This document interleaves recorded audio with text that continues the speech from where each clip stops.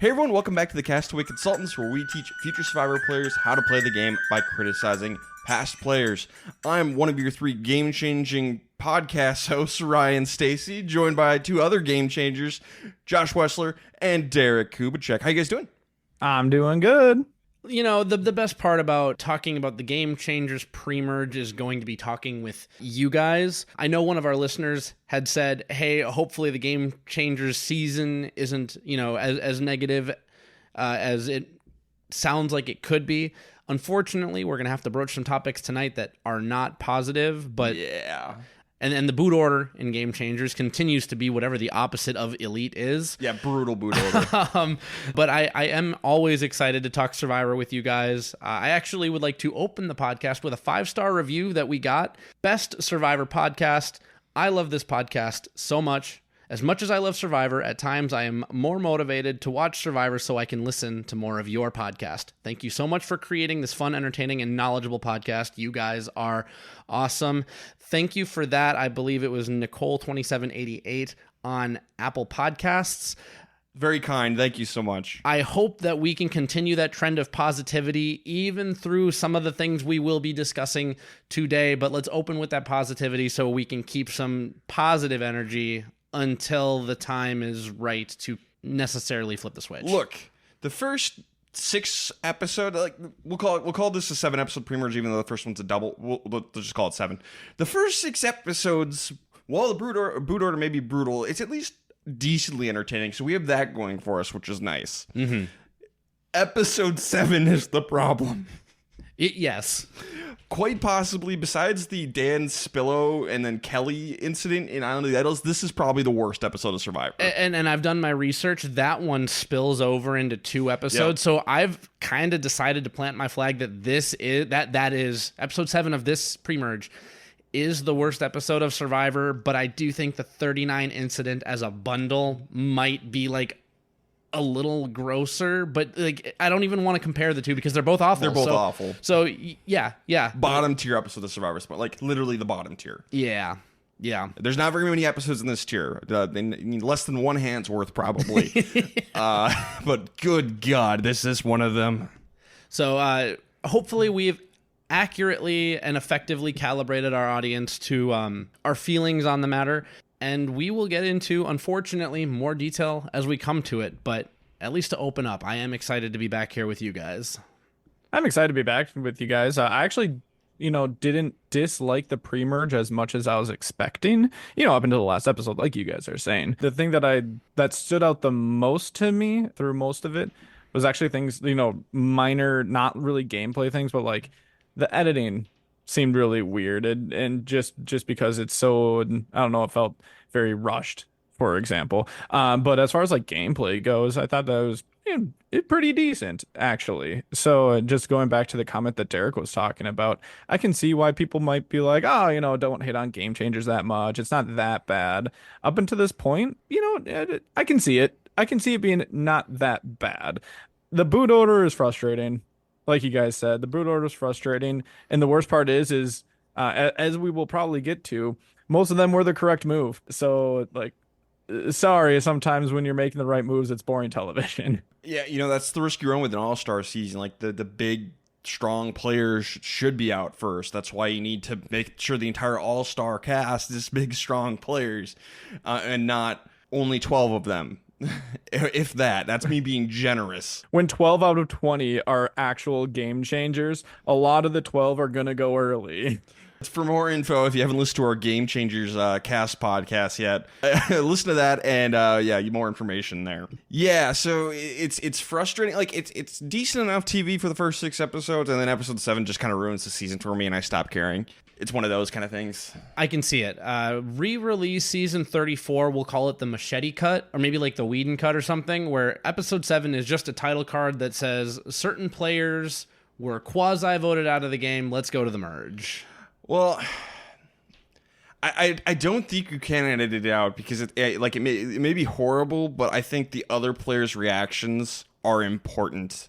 And so, yeah, I wouldn't even want to cut it out because it happened and it needs to be acknowledged. It just sucks. Like, it just sucks. It's terrible. It helps that it's the last episode of the pre-merge, and it's like, okay, if you were going to think about it this way, at least it's like, okay, we're going into the merge, like he's gone, we can move on and, hopefully make the most of the season going forward. Some people can do that, and good for them. I'm not one of them. Ryan's not much for compartmentalization. No. I think our audience knows that Ryan's not good with compartmentalization. No, something like this happens, and I'm kind of over this season. Yeah. So, well, the point of this podcast is there's a lot of Survivor out there. Some good, some bad. We're here to tell you what is must-watch Survivor if you do not want to watch it all. So this is an interesting question. Is this must-watch Survivor? I mean, I feel like we learn in terms of Survivor gameplay. Let's ignore episode 7 and the cultural, personal issues that get wrapped up in that. I feel like this is a season that's, at least through the pre-merge, taking the same path that we've seen something like an All-Stars do before. I don't know that there's much new to learn here, other than, again, we might have some new, exciting considerations because of production, but we can't plan for those things. So, like, I'm gonna say no, but Ryan might be able to change my mind. Oh, we have a dog on the set. Dog on the set. Who's dog? Get that dog out of here. But he's so cute. I gave them a chance. All right, your turn, Josh. Is this must-watch Survivor? You finished up? I did. Okay. I'm not sure if any of that got across the microphone at all, but we were commentating on it. Okay, great. And this might be one that Ryan leaves in. I might. We'll see. Cool. I don't think this is must-watch Survivor. Just be like, are there some things in here that you can grasp? Sure. I don't think that there's anything overly special, though. We've had returners before, up until like even like All-Stars before. We have had gameplay that involves winners before, which is a very big focus of this pre-merge, is how you deal with people who have won before, when not everyone is a winner. So, and I think that we've covered most of that. Even some of the advantages are just advantages. And while they might be a little bit fresh at this point in time for season 34, I don't think that's anything unique or special about these in particular that is going to, be something that you really need to learn about. And then there's the entertainment factor, which we always like to touch on. Even if there's nothing new, is it entertaining enough to tune into and really just know with Survivor history? I'm going to go with no on that one. So overall, I think this is a skippable one. Yeah. Okay. If you're watching every season, obviously watch this one. If you were just looking for like fun seasons to watch, skip as fast as you can. There is one new twist in the pre-merge that's a big one, but it only is so far. We're through season 48 now. It's only shown up one more time in Edge of Extinction season 38. I don't know if Survivor will go back to it, and with good reason, which we'll talk about. I thought it was an interesting idea, but I don't think it'll ever give them the results they want. So there's that element, but also Edge of Extinction is very skippable. So who cares? The first 6 episodes have some fun stuff, particularly with one player, one elite player has a really good arc. That's probably the highest praise I can give it.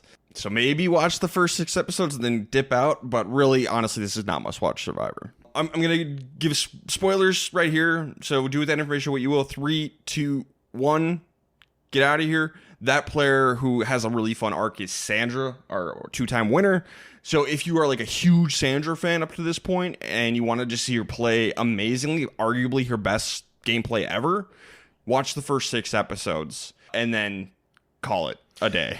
Right. And then I know that some listeners may have come in and they don't listen to our podcast in order. So I'm going to give a 30-second skip forward spoiler warning right here. Leave. I'm going to be talking about season 40. If you haven't seen season 40, leave. 3, 2, 1. This season also sets the table for a Tony win, because he wins his first season and goes out really early the second one, which downplays his threat level and gives him a chance to get his footing in 40. Okay, spoiler section about season 40 now done.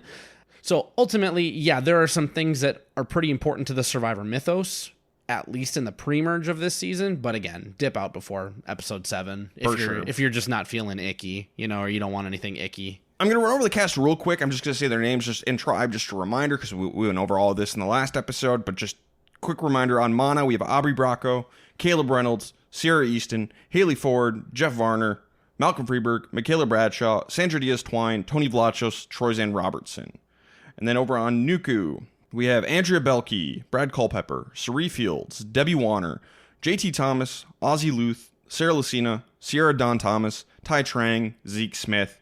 That is our crew of 20. Yeah, and if you just found this episode through just like searching for it, or maybe you just looked it up on our podcast page, there is right before this episode, there is a full cast assessment and who we would have preferred to be on Game Changers. Derek, Ryan, and I all just broke down, who our dream cast was and who we thought was most deserving to be Game Changers. And then, like I said, analyzing the cast that was on the actual season. So if you didn't, you can go check that out. If you don't care, that's fair too. Keep on listening here. It was good though. It was fun. We break down whether or not each player is actually a game changer. And we arrived at 12 out of 20 generously. As a reminder, yeah. we already said all this, but there's your backstory. All right, you guys ready to jump in these episodes? I'm certainly not, but we're going to do it anyway. Let's get it over with. Yep. All right. Episode 1, the stakes have been raised. We are going to do another marooning, which always love a good marooning. And one of my favorite parts of this is out to sea. You can go swimming to get some extra tools for your tribe. And the first person to untie the ropes gets it for their tribe. And Ozzy goes swimming for it, and for a while, nobody even bothers going after. Eventually, Caleb is going to jump into the water and, give a token effort. But no, Malcolm's like, it's Ozzy. No one's going to beat him. Basically, Caleb's like, I can get a little bit of screen time if I jump off this ship right now and try. We got enough stuff. If I can somehow beat Ozzy, I will be a legend. Yeah, at that point, it really is not much to lose. But he was no one but Ozzy was ever getting there. I mean, if you go right away at the same time as Ozzy, you might be able to beat him. Ozzy is not the same age and same quality as he was in the past. He's probably going to still beat you, but at least you had a chance. When you Ozzy could get attacked by a shark, exactly, and you could get it. When you go this late after him, okay, now your chances are basically zero. I'm going to go a step further and say that it's something like this. I don't even think most Olympic swimmers, because you still have to go underwater and untie knots. They might beat him there. They're not beating him at untying knots. They're not doing it. Yep. So you could literally put every survivor in a race to this tool basket. Ozzy's winning. And that includes an Olympic gold medalist. Yep. Just because of the knots. So there you go. There's a legacy advantage on board the ship. And everyone's favorite game changer, Sarah Don Thomas, is going to find it. What a game-changing move. What a game-changing... This is more relevant than anything she did in Worlds Apart. Ironically, this is the closest thing that Sierra Don Thomas has to a legacy up to this point. Because it's a slightly different so she's the first person ever, game-changing Sierra Don Thomas, the first person ever to find Legacy Advantage 2.0. You can now play it at the Final 13 and the Final 6. Either one is fine, not just the Final 6. So Survivor Game Changer, Sierra Don Thomas, everybody.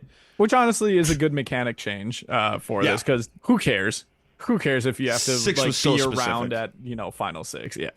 13's fine. So, Tribe's going to get to the beach, and Mana's going to get there, and Tony's immediately going to run off into the jungle to go look for idols. And apparently he was just joking. He was just like, oh, they're going to come chase me. It'll be really funny. I'm a cartoon character, and everyone's here to have fun. And nobody chases him. He's like, well, I guess I'll go looking for the idol.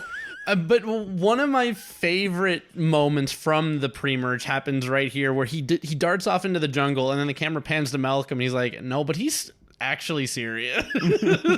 Is he actually doing that? Yeah, he is. Yeah, it's Tony. Just no, he didn't even question. He's like, he's serious, you guys. Somebody go after him.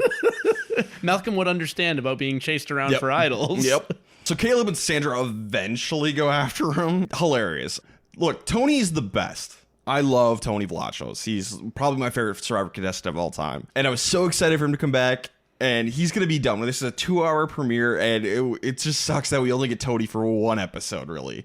It's a double episode, and we get a lot of Tony, but I want more. Luckily, eventually we get more. But, I mean, this is Exhibit A in an exhibit list that might make it through the alphabet at the end of a 2-hour episode as to why you need to vote this guy out. Yeah. And he didn't have to. I mean, was Tony going to win this game? I'm going to go with probably not. Would he have a shot, or at least a better shot if he didn't go off and do something like this? Yeah, I think he would. You have to go in a very specific with a very specific strategy. Sandra showed that you can win twice. Now, Sandra and Tony are completely different players, but Tony would need to show that he is a different type of player this time around if he wanted any chance to win a second time. And he did not do that. It's funny. So this episode, very vividly in my head, I watched this episode. This episode premiered while I was on my road trip. I was moving out to California, so I could not watch it live. So I ended up having to watch it in the hostel I stayed in for a few days, just in the public room with everybody, and I'm just like freaking out about all this craziness that Tony's doing, and imagine I'm just getting weird looks from everybody else in the hostel, just like, what is that guy freaking out about on his laptop over in the corner? Very vividly remember watching this episode. It's just the weirdest location. On Nuku, Sari is in a bad spot out the gate. She has played with both Ozzy and JT before. She famously helped blindside Ozzy with an idol in his pocket in Micronesia, and JT blew up his alliance to make sure Sari went home. It was really funny going into this. Everybody in this Survivor community was like, well, Sari's out first. Sari's so done. Sari does not go to tribal council once in the pre-merge. She's part of the elite few, the Tandang tribe from Philippines, Keith Nail and Joey Amazing, to never go to a tribal in a pre-merge. Sari Fields, Challenge Beast. Challenge Beast Sari Fields. Good for her, because otherwise I don't know if she would have made it. This is a horrible draw for Sari. Sari and Ozzy seem to make peace, at least like they pay it lip service, but Ozzy is still kind of talking with Ty about maybe taking her out. And this gets back to Sari because Ty cannot lie to save his life, and Sari just picks him apart on his body language. Yeah, I know it hasn't been that long since we saw Ty play, but man, is he not good at Survivor. Nope. No, he's not. He's good at finding idols, and that is it. That is absolutely it. We haven't seen an awkward silence that bad since Hannah Shapiro literally last season. Yeah. Let's do a captain season with Ty and Hannah. Why'd you pick me last? So Tony's going to start digging a spy bunker. He's like, everyone's going to look out for spy shacks. I'm digging a bunker this time. But Troyzan's going to walk up on him digging, and like, why would he dig in that random spot? He's looking for an idol. He's probably already found the clue. But basically, he just throws Tony under the bus to everybody. And just, if Tony didn't have the biggest bullseye on his back, he does now. But it was funny, all the contestants walking around like, why is there a giant hole right next to the water well? He wouldn't know to dig in that spot unless he had a clue. Or he was digging a spy bunker. Tony did not think this through. Tony's pulling out just like all the classic like sequel stuff that you would have. Like if you're writing a sequel for Tony's game, writers who are lazy would just do this because it's like, oh, it's like the member berries. It's like, oh, remember when Tony did this? Oh, he's gonna do it again, but different. Oh, he's Flanderizing himself is what he's doing. Sierra's immediately going to suggest splitting the vote between Tony, and the person who he seems closest with is Caleb. And this is going to be the downfall for Sierra Easton, because in a season, we're going to see this in Winners at War as well, you don't want to be the first person to throw out a name. Yeah, everyone is really cagey on these seasons. Sierra's the first person to throw out a name. This is going to blow up in her face. She's going to go home first. So this was a bad call on Sierra's part, but she suggests splitting between Tony and Caleb. So everyone else is like, okay, Sierra's throwing out names. We can get rid of her early. Easy enough. I mean, usually you don't want to throw out a name anyways, but especially on a all-returner season. And you guys haven't lost yet. Also that. Immunity challenge. Mana's going to lose, but I wanted to point out that the idol looks like the ghost of Captain Cutler from Scooby-Doo. This is a sick idol. Yeah. I can still hear the sound effect from that episode of Scooby-Doo when the visor glows neon green. Mm-hmm. That's a great episode. That actually might be the first episode of Scooby-Doo I ever saw. I know it's the first episode I ever saw. So, new tiebreaker rules this season, Jeff is going to tell us. Basically, if there's a tie at the first vote, we don't do a revote. We go straight to the discussion where we have to come to a unanimous decision. And if we can't, we go to rocks. So basically, they are trying to force the rock draw from Millennials versus Gen X to happen again. It's not going to happen. It's just not. And I'm glad Survivor got rid of this after one. This was dumb. Let the players play. This is so dumb. This is dumb. I wonder if it affected strategy, because in a season of returners, this would be one of those unspoken things where you could go the whole season having forgot this rule, but it's a big deal if you're out there, because now you can't split the votes, force a tie, and then re-vote with one person flipping. No, you're straight to requiring unanimity, and otherwise you get rocked. Yeah. So I'm scared. Yeah, you have to vote. Let's say you have 8 people. Normally you would do like a 4-4 split. You have to do more like a 5-3 split or something like that. Right. Yeah, you have to be more. You'd have to do an uneven split vote if you have the numbers to pull that off. But yeah, we're not going to do this again after this season, which is good. This was a dud. Mana decides they want to keep Tony because Tony's jacked, so we keep him for his challenge strength. Same with Caleb. He's also really jacked. Sierra's the one who threw out their names, so they are told this, so they start competing for Sierra, which is totally fair. And as a reminder, Sierra is one of the smallest people to ever play Survivor. Everyone's on board to do this, and they're going to tell Sierra that Michaela is the vote. Because Michaela, I guess, has not really made any social bonds with everybody. She's kind of been a bit of a loner. Didn't learn from last season, apparently, because that was a similar criticism in her early episodes. Michaela's going to find out she's the backup vote. She's not very happy about that, obviously, but Tony's going to be like, yeah, Sierra threw out your name. So we're just like, yeah, sure. So it was all Sierra's idea, which is, if you have to do this, if you have to make someone the backup vote, you have to make it sound like the person who's really going home threw out your name and everybody else just agreed with it. So now you're mad. Now Michaela is mad at Sierra. That's the best way to do this kind of thing if you're going to do it. So Tribal Council, 9 votes for Sierra, 1 vote for Michaela. Something that was pointed out was we want to try and find the weakest threat. Sierra, very threatening player, not very strong on challenges. They take out the weakest threat. And that is such an interesting and good thought process to have, especially in early stages of it, like an all-star season. Weakest threat is a really good way to play. Yeah, and I think you can only play that during a returner season because you don't know who's a threat. If you were on a newbie season, Sierra is out there, you probably wouldn't have thought of her as a threat, really. So just weak. Yeah. And then even after that, how do you balance those two things? What is threatening enough? What is weak enough to consider someone to, be that first person that you're going to vote out? And I'll try to put words to it. I'll try and articulate this. We've seen the vote out Sierra first strategy a lot through the 30s and 40s now, where someone who is openly strategic, too strategic at the beginning of the game, that also doesn't offer much physically to the tribe, gets voted out. This isn't obviously the first time that it happens, but in a group of returners, it, like Ryan said, it makes a lot of sense. But even on a season of all newbies, this is why you need to keep some of that strategy up in your head and focus on the social bonds first and wait for the strategy discussion to become a little more organic. Yeah, we rewind the clock all the way back to Pearl Islands. This is kind of what happened in Nicole Delma. She was throwing out names. She wasn't anything special to challenges. Gone. I think this is a great opening move from everyone. If you can get a unanimous vote on your first vote, that's great. And the logic was sound to get rid of her. For best player, I'm going to give mine to Troyzan. I like the way he painted a giant-er threat target on Tony, and then taking out Sierra was good for him. I gave my best to Malcolm. First thing on the beach is he's calling out Tony for his erratic behavior, but ultimately recognizing that for someone like Malcolm, you need Tony around, and then doing what he can as someone who seemed to spearhead the desire or the initiative to get Sierra out of the game. I think that's very good for him. He's adopting the meat shield strategy a la Jeremy a little bit, but I think he's doing it almost more camouflaged because, again, on a season of pure all-stars, much like Jeremy was, I guess.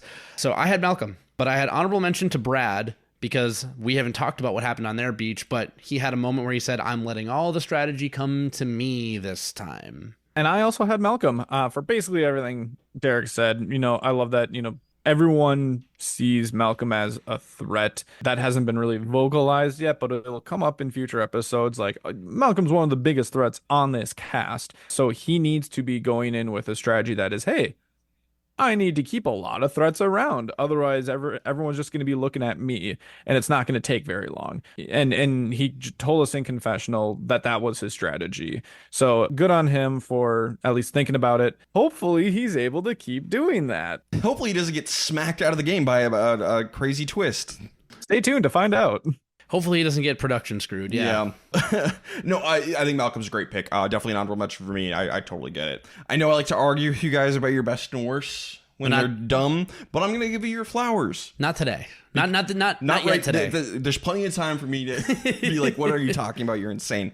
Malcolm is a great pick, and I totally get it. Derek, who do you got for worst player? I mean, I have Tony. I think running off into the jungle, digging in weird places and getting caught. Again, just cartoonishly continuing to be exactly like Tony, but this season doesn't have Luzon or, the beauty tribe as shields to your madness. This is not what you do on a season of generally capable players, even a season of second-time players. I also had Tony, what Derek said, but then, mainly kind of what I was actually saying earlier, where Tony has such a slim chance to win this game. He has to play completely differently and surprise people compared to his first time around. You have to show people that, hey, that was old Tony. He won. That type of Tony is a dangerous player. I'm here to play a different game now. Because if you show them that he's the same player as the first time around in Cagayan, they're going to vote you out right away. So if you go off and run into the jungle and find an idol, or search for an idol at least, and build spy bunkers and be really just mischievous and suspicious, people are going to see that, and that's going to leave that impression for the remainder of the game. You're not going to be able to repair that impression of yourself going forward, and they're going to vote you out. Don't be suspicious. Don't be suspicious. Don't be suspicious. Yeah, I have Tony too. Whatever you guys, everything you guys just said.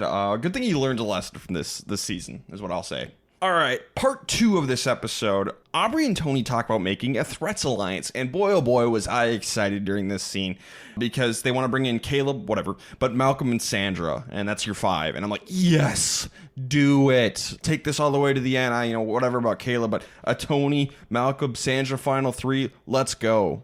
Now all you need is for Sandra and Tony to get along. So we're going to get Sandra and Tony talking about how they think they might only be able to win if they go to the final 3 with all winners. So they talk about bringing in JT and the 3 of them being the final 3. Can you imagine if that had happened in the alternate universe where that happens instead, and how great that'd be? It would almost be a reverse boot order, not to spoil the immediate future, but it's not going to go well for this group. I'll say that much. So Tony's going to work on his spy bunker some more during the night, but he sees Troyzan and Sandra coming down the path, and he tries to spy on them. All he hears is his name, but what Troyzan and Sandra are actually saying is like, I'm not too worried about Tony anymore. I think we're fine. We're okay. Cut to Tony running up to them in the middle of the night like a maniac, like Jason Voorhees coming out of the dark, and confronting them about it. And they're both like, yeah, never mind. Let's get rid of this lunatic. Yeah. I don't have the exact transcript in front of me about what was said between Troyzan and Sandra. I do think Troyzan brings up some level of like Tony's past and how he's pretty erratic. What Tony does here is not the correct thing. So no matter what was said, Tony needs to lock this into his back pocket and keep it in mind. Like, is Sandra actually going to be working with me? Don't confront them about it, at least not at the same time. That means that those two know to go back to camp and be a united front, that Tony is being an erratic weirdo, and we need to vote him out. Yep. Yeah, this isn't great by Tony, but it's like maybe not in the moment bad by Sandra. I think it's more so what ends up coming from Sandra, or, the lack of what ends up happening on Sandra's side, because as a winner, I think that this plan that you mentioned, Ryan, is completely correct. I think they need to stick together as winners and big threats. And I think all Sandra has to do is reassure Tony, maybe after when Troyzan's not within earshot, but reassure Tony, be like, hey, it's cool. Troyzan was just tossing out some ideas and I was just, entertaining him, but I'm with you. I want to play with you and, just try to keep him cool. And she doesn't really do that. She could have done like slightly better, but I'm not going to blame her at all for voting this lunatic out of here. I'm just saying, when you are a 2-time winner, you have to go to some pretty drastic measures if you want to try to win a 3rd time. And, being with a lunatic and trying to pair yourself with them is one of those drastic measures. But you have to be able to work with said lunatic. I don't know if that's possible here. So that's the problem.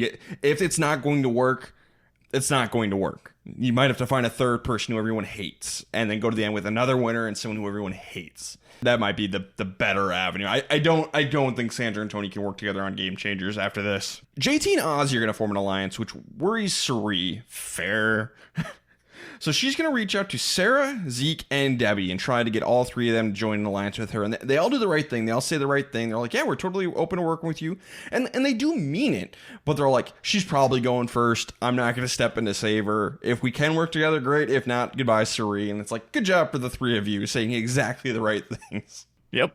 Sandra's going to create a counter alliance with the people who weren't in Tony and Aubrey's threat alliance. It's Troyzan, Haley, Varner, and Michaela. And basically she tells them all about Tony's plan and how none of them were in it. Great job. Unite all of them against Tony because like, oh, Tony was not including me in his plan. I will go against Tony with Sandra. Just like, wow, perfect wording. If you're going to turn on Tony, this is how you do it. Sandra's so great. Right. Now, Tony has been digging his own grave, his own spy grave, we'll call it. So don't blame Sandra if she's going to just set that banana peel right at the top. Yep. Whoop. Slip right on into the grave. Slip right on in. Tony rightfully suspects Sandra's no longer with him, so he is going to try and get his group against her. So it's a war between Tony and Sandra. And you hate to see it happening this early. Nobody wanted these two to target each other. Can't we all just get along? Yeah, and by the way, I don't want to over-congratulate Tony on successfully guessing that Sandra's not with him. Imagine going up to somebody you just met, punching them in the face, walking away and being like, I'm not so sure they like me. Because it's kind of like the verbal assault that Tony hit Troyzan and Sandra with on that path that night. This early in the game? Bruh. Yeah. I don't think she likes me. This is an amazing head-to-head duel, I guess, of two giant players that everyone wants to see. We just want to see it in the post-merge, probably. Not in episode 1.5 because it's still this is a double episode if we didn't mention it. Yeah, I want to see these two work together and kill everybody. Not then this. Turn on each other. This is like watching mom and dad fight. Nobody wants this. Nuka's going to win immunity again, so Mana's going back to tribal council. Sandra is worried about idols because Tony has found idols before, if you guys didn't remember. Yes. So she wants to just make sure we're all going to be good. Pull in Caleb and Malcolm and then split the votes between Tony and Aubrey, who seem to be the closest now. So they're pulling them in. Caleb doesn't want to do this. He likes Tony. He wants to work with Tony. He wants this giant threat in the game. So he's going to try and get Michaela on their side to make sure this doesn't happen because his argument is just challenge strength. And this is a pretty good appeal to Michaela. Sandra, notoriously bad at challenges. Caleb, Michaela, super athletic, super competitive. Appeal to that side of Michaela. Try and get her to flip. It's not going to work, but I got to hand it to Caleb for someone who didn't go to tribal council his first season. This is a pretty good argument. The best you can do is present the best argument available, and I think that's what happened here. Now, should she have? She's got no reason to work with Tony. She really doesn't. Sandra is the one who's formed that connection with her. Stick with the connection. So we're going to go to tribal council. So apparently Tony's plan completely fell apart because it's going to be 7 votes for Tony, 2 votes for Aubrey. Tony and Aubrey vote for each other. And Sandra also voted for Aubrey, just in case, I suppose. Which tells me that the information basically leaked to everybody and Tony and Aubrey were in self-preservation mode. Yep. So Tony goes out here. It sucks so hard. Just one episode of Tony? Really? I know it was a 2-parter, but that's it? Can we flip this boot order, please? I'd be okay with Tony getting second place. I thought about this when we were talking about Tony earlier. This just validates to me every time we've talked about Tony's game in the history of this podcast, we've said, don't try and play like Tony. We kind of have 2 rules about winners. Everyone who thinks they can play like Kim Spradlin cannot, and don't play like Tony. And don't play like Boston Rob. Well, sure. But Tony's game is more inimitable than Boston Rob's, in my opinion.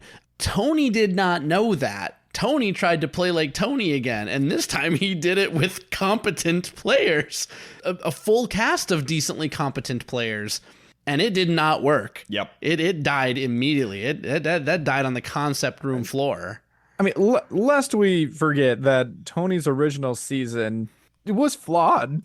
Like, it's not like he played a perfect game and it was like, oh my gosh, Tony, greatest Survivor player of all time, Kage-yan. No, it was a very flawed season, and there are many times where he probably should not have won that season, and that's what made it so unique. Yep. And why he's so threatening his second time around. It's like, holy crap, there's Tony.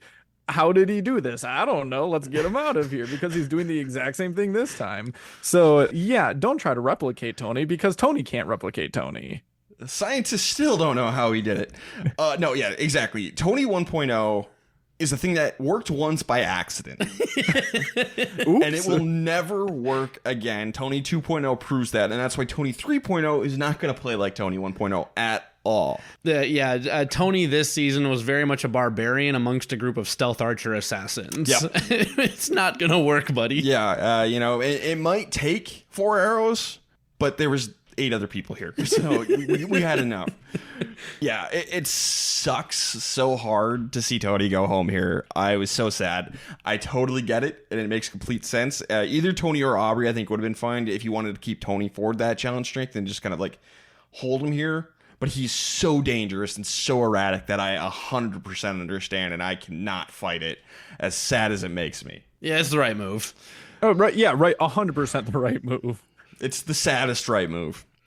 Josh, who's your best player of the episode? We didn't really go into it a whole lot, but I had Troyzan just because of, the moves that he's making to try to just do something, especially with Sandra here. Interesting, going out at night, you don't know that Tony's just going to be lurking in a spy bunker trying to build that, so it's whatever.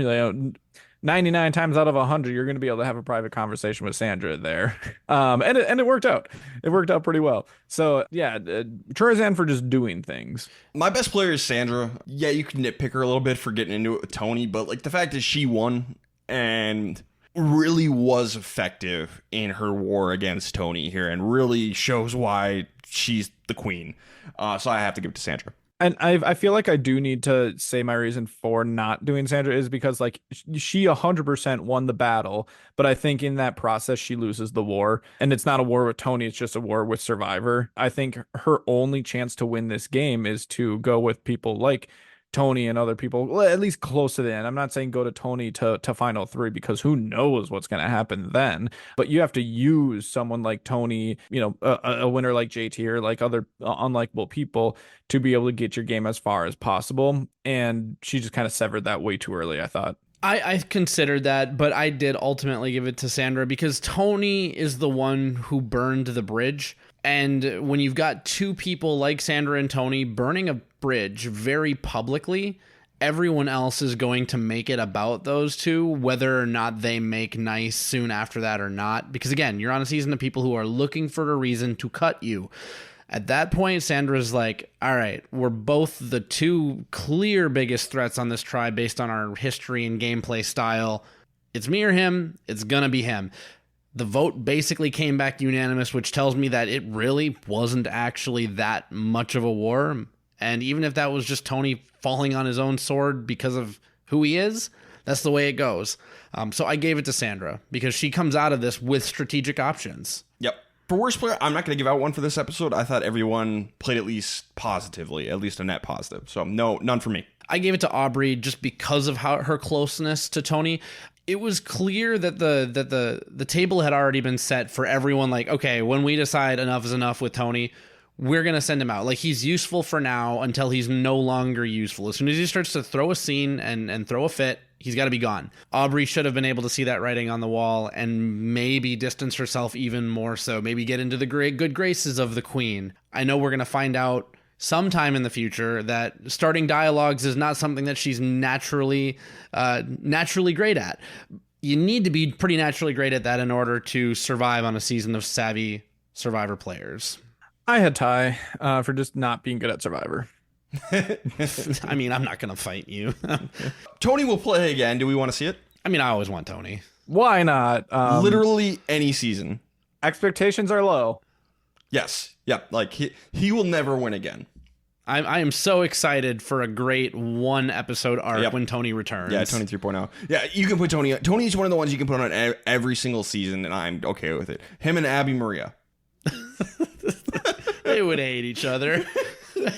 They would hate each other. Tony, Abby Maria, captaincy. Survivor 50. All right, let's get into our winner picks. Derek, who did you originally have? Do you remember? I do. We have all of this documented. Yep. I had Sarah Lucina after this double episode, which you might have noticed we have not mentioned her name basically one time. One time. But she had a confessional that goes under the radar, and it's a confessional that I always watch for. It's the one where I am going to play this game a certain way. And that sets the expectations for the viewer that, you know, successful or not, this person is going to do this. On a season of returners like this, her confessional was, I played like a cop. I need to play this game like a criminal. And I fell in love with that confessional so much that I was like, yeah, I don't care what happens the rest of this episode. It's got to be Sarah Lucina. On the rewatch, yeah, I still love that confessional, but I would give much stronger consideration to Brad Culpepper. Also, as a winner, I would still break toward Sarah Lucina in the situation. One, because Brad is a bigger personality than Sarah was her first season, despite, you know, Sarah and Chaos Cast getting into it a little bit. And Brad is, you know, he's the perfect merge boot in normal Survivor. Now, this is a season where Brad has a chance because it's returners and egos and threats, but I would still break toward Lucina to break that tie. So I like my pick. Josh? I originally, back in the day, had Zeke as my winner pick, and I think I would stick with him here. I do think that there is an imbalance when it comes to players who have played the season prior to the returnee season. You know, look at Russell Hantz, look at Malcolm, where they weren't really able to watch their gameplay, or maybe just got snippets of it, and it didn't really know how people acted, so they kind of almost have the element of surprise or an element of knowledge against the rest of the cast. So I do really like that aspect of it. Zeke is also one of those players who had a really good showing on Millennials versus Gen X, and I think learned from being maybe too much of a threat on that season as far as longevity in the game. So I think that he's going to be able to learn from that this time around. So I feel very, I would still pick Zeke nowadays. My other two people that I was considering, Sarah, literally just because of that one confessional. But then more seriously, I think Brad. Brad was kind of another one of those where it's, you know, not a giant threat going into this game, but someone who clearly learned something his first time around. Also learned something from his loved one on Blood versus Water, Monica, and you know how she played the game and was able to learn from that. So it seems like he's got the right mindset now. So those were kind of the three, but I ended up with Zeke. Okay. I originally had Haley. Going into this, I knew I was going to pick between Haley, Sierra Dawn Thomas, and Sarah coming in. Because I figured just kind of what has generally happened, not in Cambodia, but in both All-Stars and Heroes vs. Villains, a very under-the-radar, unnoticed player has won, which is crazy because Sandra was a winner. And still, she was just under the radar, not taken seriously as a threat, and they come up and rise at the end and take it. Same with Amber. So I figured that would kind of happen again, that the big names would take themselves. I'm like, so who are the not big names who can rise and win? And so those were the three I was looking at coming in. Sierra Dawn Thomas, she got the legacy advantage, which is great, but we didn't really see much else from her in the episodes. That kind of leaves Haley and Sarah for me. And at the time, I ended up going with Haley because I thought she had more promise. Like, we didn't get a ton of her worlds apart, but it was nothing bad. Really, is where Sarah had flaws in Kage-an. So that's why I went with Haley at the time. I think now with those confessionals, I would take Sarah. Sarah's is really, really, really good. But I had Haley at the time, and that's what I'm stuck with. Episode 2, Survivor Jackpot. We're going to go to a tribe swap, 3 tribes of 6. So we're going to start with the Mana tribe. Is this the earliest tribe swap of all time? Season 12, episode 2, tribe swap. Whew. And then season 13 had episode 3. So no, it's not. So on Manu, so here's our tribes. New Manu, we have Caleb and Haley. They're staying here, and they're going to be joined by Brad, Debbie, Sierra Dawn Thomas, and Ty. So Caleb and Haley are in trouble here. Over on Nuku, JT is staying here, and he's going to be joined by 5 Mana members: Aubrey, Malcolm, Varner, Sandra, and Michaela. And then on the new Tavua tribe, we are going to have 5 Nuku members in Ozzy, Zeke, Sari, Sarah, and Andrea, and 1 Mana member in Troyzan. Uh-oh for a lot of people. So on Nuku, JT's like, I'm in so much trouble. I'm in danger. I'm in so much danger. I'm all by myself. And Sandra and I have worked together, but yeah, I don't like my odds. So he has this ingenious plan that is very high risk, high reward. I wish it had worked. It doesn't work, but I love it. He takes the group out canoeing, and it's snorkeling and fishing. And then Malcolm bends the spear and he's like, oh, we need the pliers. I'll go back and get them so we can fix it. So he swims off and leaves these guys out here to go idol hunting. Just abandons them on the sea. And he doesn't find it, but it is so dang funny. What a bold move. You know, JT, not as good as his Tocantins reputation would suggest as a player. I think Fishback really kept him level-headed out there. But god dang it, does he have some creative ideas. And you know what, Ryan? I don't even want to say that. I can't quite get there because when JT played the second time, it's very much Richard Hatch. Like, y'all are not going to let me have this, so I am going to have as much fun as possible while I'm here. So now we're here again. We're just kind of playing with house money. Now, have a shot. Sure, he wasn't playing like this when he wasn't down in a 5-1 majority. I say this with love, but that 5th episode for JT is brutal. Well, we haven't gotten there yet, so we have to keep the seal on that scroll until we open it. But I'm gonna go ahead and plant my flag that Fishback talked him out of a boneheaded move or two. I would bet on Tocantins. I mean, yeah, Fishback would be the perfect person to talk you out of a boneheaded move. And I will say, this is, I don't want to say brilliant, creative. This is a very creative move by JT. Not good. It's not great. If it works, you're a genius. If it doesn't, you're an idiot. It didn't work. He should have stayed on the raft and played the social game. Now, if they are on, what's the name of the third new tribe? Tavua. If they are out there on Tavua, you know what? I say go for it because no one has been at that beach. Sure. JT does not know if this idol is even been found yet on Nuku. So you're betting on the fact that through these first 6 days or whatever, that no one has found this idol. And you're putting your game at risk because of it. I would want to be 100% certain that it is out there somewhere and I can go look for it if I abandon the entire tribe. He also checks everyone's bag, so that's good too. Yeah, that's good. That's good. There's that. On Mana, Caleb and Haley are in trouble, but Caleb and Ty are very close. They played together. They had the Solon kiss moment, and they're friends in real life. They were almost on the Amazing Race together. And they also both played with Debbie. Ty specifically.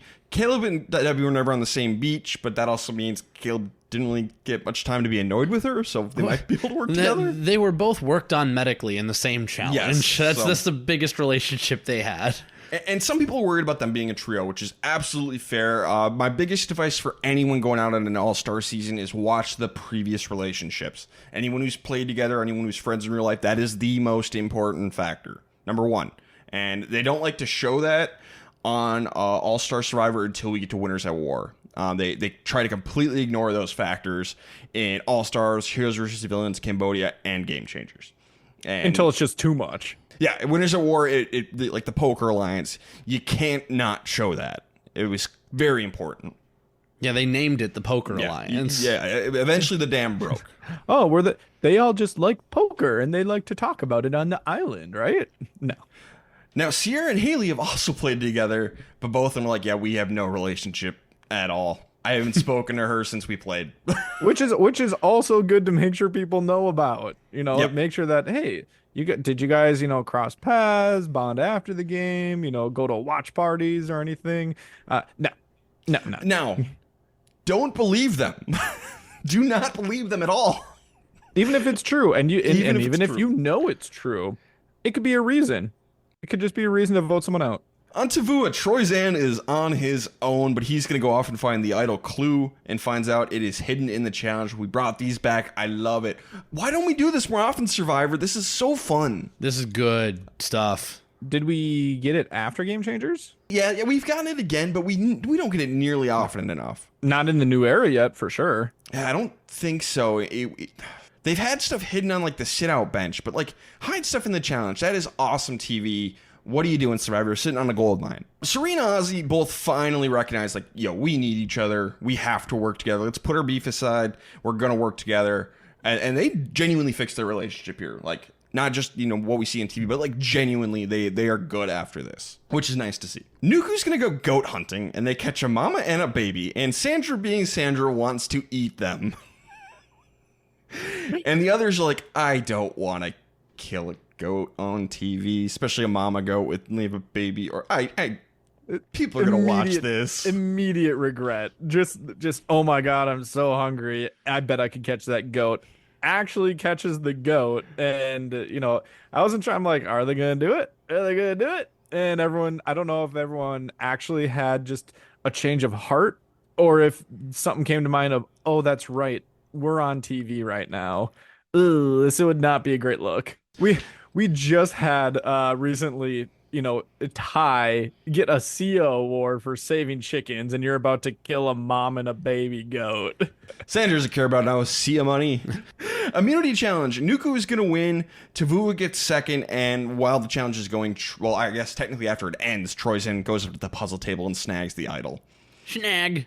This was a hard one. We saw these in-challenge idols placed in ways that were a little convenient, at least, or like you kind of go behind the scenes to do it when people aren't paying attention. This is underneath the puzzle, which is the last step, and everyone is watching the puzzle. So he has to do it after it's finished and just like act like he's just so exhausted and like so thankful and like, oh my gosh, this is so crazy.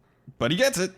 So Mana's going to tribal council. Ty wants Haley to go because he wants to keep Caleb. But Brad is nervous about that. So he's going to go to Ty and be like, hey, Ty, are you sure keeping Caleb is good for your game? I want you to play for you, and like you can make the call. But don't you think maybe it could hurt your game having him around maybe a little bit? Like people who see you as a duo and target you. I don't know. Just a thought. It is both manipulative and I think correct, though. Everyone is going to see these two as a threat. And if Ty wants his allies to trust him, he does have to get rid of Caleb, and he cannot go to bat for this guy right now. So it was a very manipulative moment from Brad, but I do think he has a really good point. So I see what you're saying, Ryan, and it's one of those things that it's Schrodinger's point where until it's observed, it's not really an issue. But once it's observed, you kind of need to make a decision. I don't agree with you that it's maybe what Ty should do, but it does bear consideration. Because, like, at this point, for the purposes of this tribe, just take out Haley instead, unless for some reason Haley is making great inroads with your initial alliance, at which point, yeah, let Caleb go.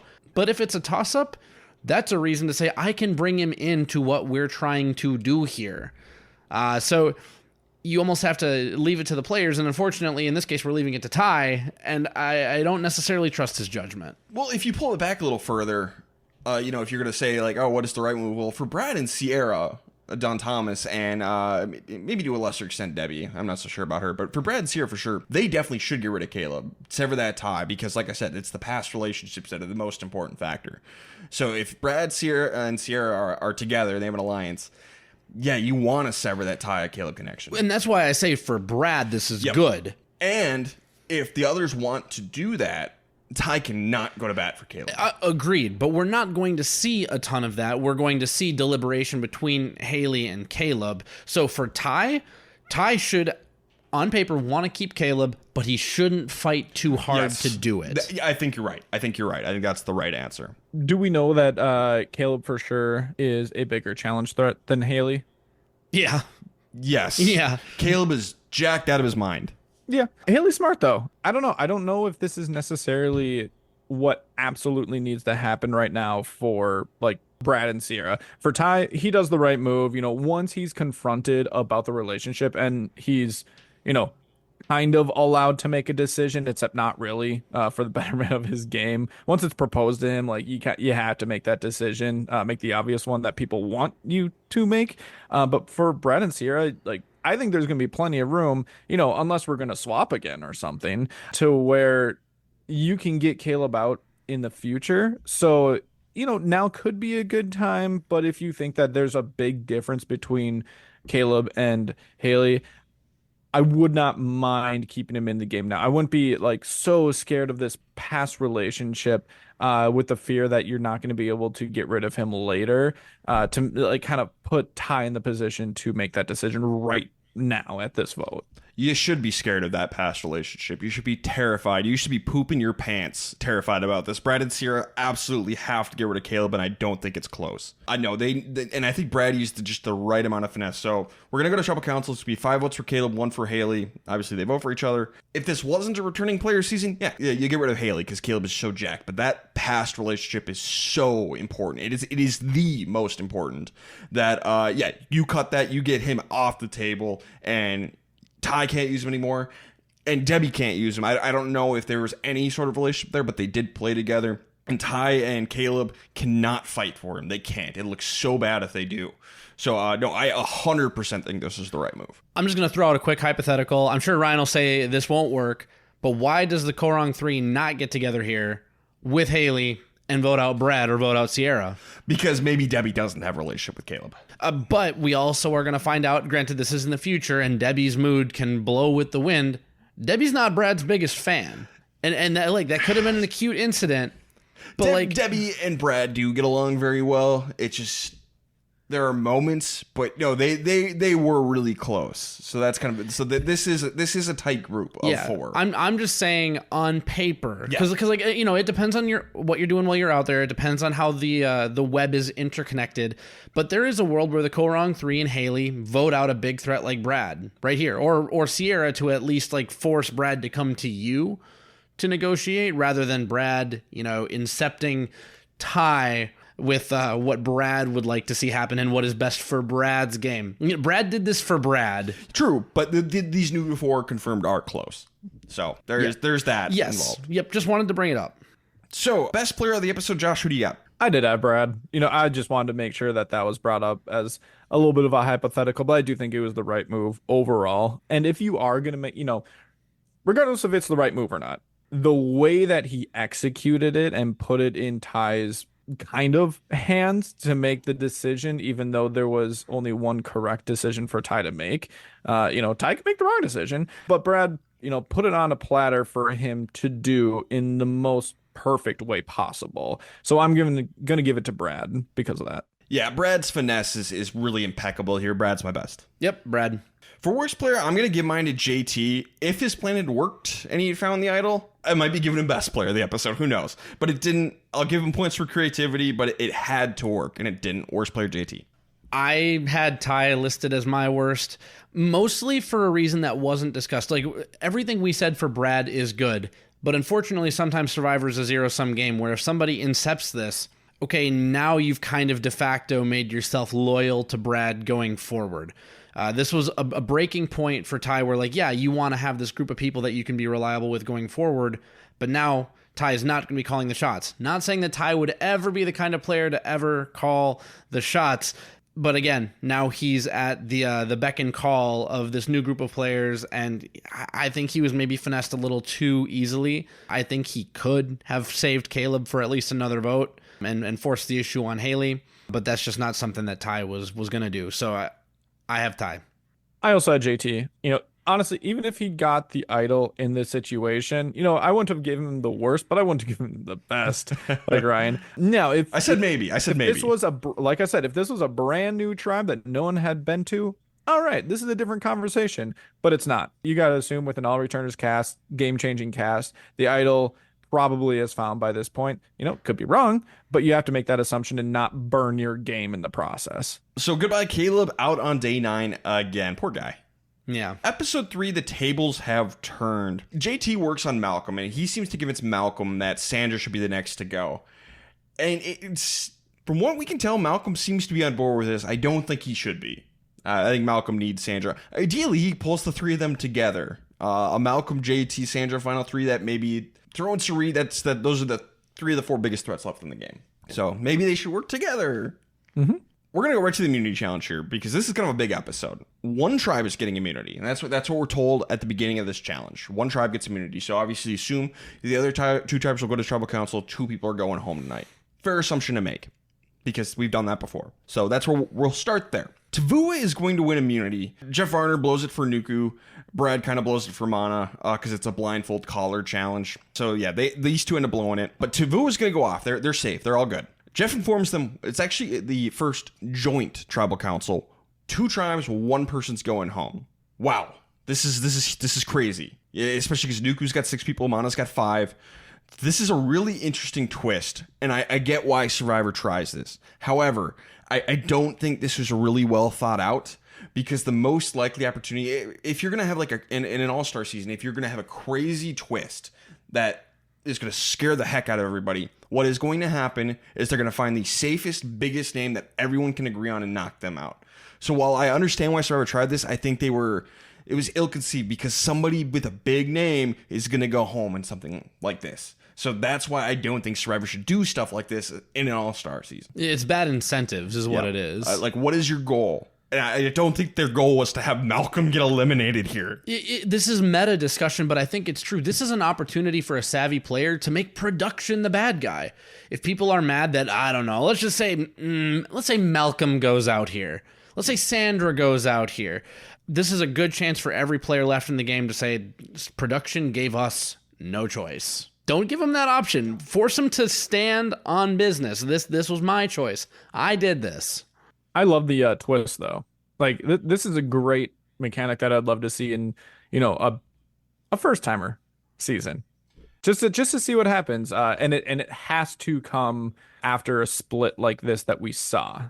Yep, and we do get that one more time. It comes up in Edge of Extinction. But again, that is an opportunity where there were returning players on that season, and they're lucky it didn't break to send a returning player home. They're lucky. But yeah, I get the attempt, and I'm like not angry that they tried it. I just think they didn't think it through. And I'm fine not having it again. Like we've done it twice. I'm good. I'm totally good.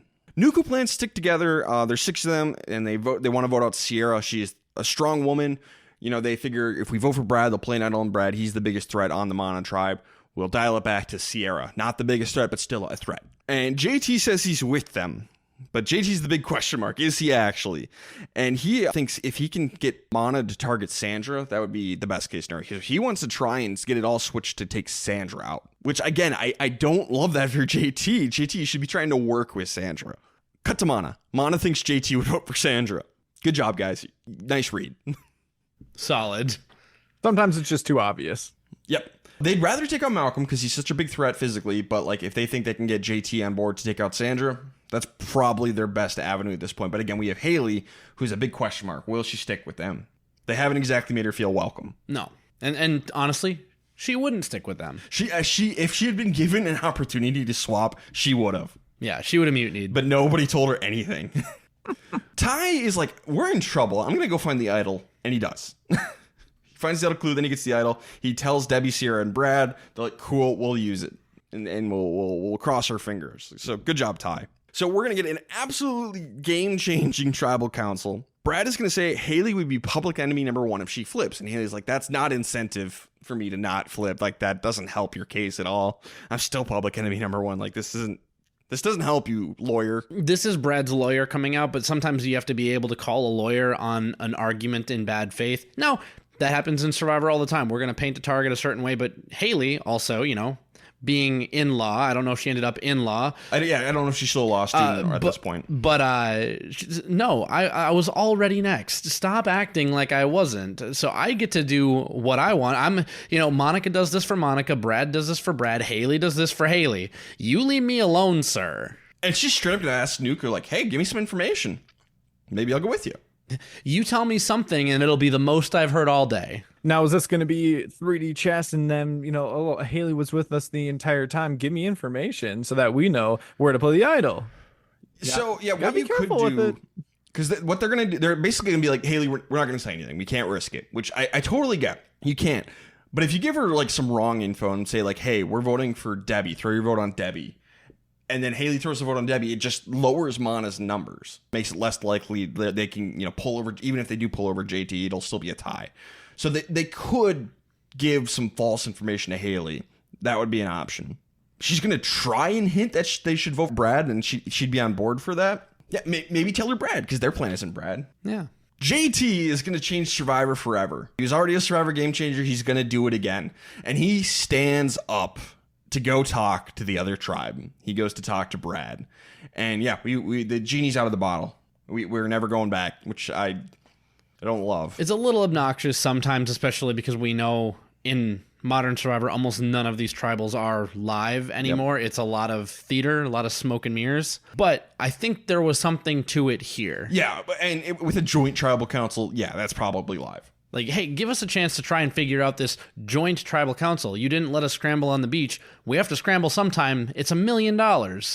Yeah, unless you want it to be 6 versus 5 or just people guessing, back to season 1, just like, I don't know, this is who I feel. You got to let them actually talk to each other. I will say, didn't technically like get up and walk around, but Debbie did kind of get up a little bit first before JT. Now, it was on the same track, like people who she had already been talking with, so like full it was credit more to like short. JT. But yeah, she actually did get up and whisper in, I think, Brad's maybe ear before JT had gotten up here. JT got up and walked around. So he's going to tell Brad to vote for Sandra and that Nuku is targeting Sierra. And his goal is to try and get maybe an idol played on Sierra and they knock Sandra out of the game. That's his goal. And chaos ensues. Everyone's talking to everybody. It's absolutely nuts. People are like, JT, what the hell did you just do? And he's like, I told Brad he's safe. That's all I did. Okay, JT. Yeah, well, you definitely said they're voting for Sierra. That's the first thing you said to Brad. Like, you're safe. They're voting for Sierra. And vote Sandra. Who knows what's happening? We don't. Ty is going to end up playing his idol on Sierra. It was 6 votes Sierra, 5 votes Malcolm. Brad is like, oh, okay, this could be a trick. Sure, yeah, we'll vote Sandra. And they all threw a little votes on Malcolm just in case it was a trick.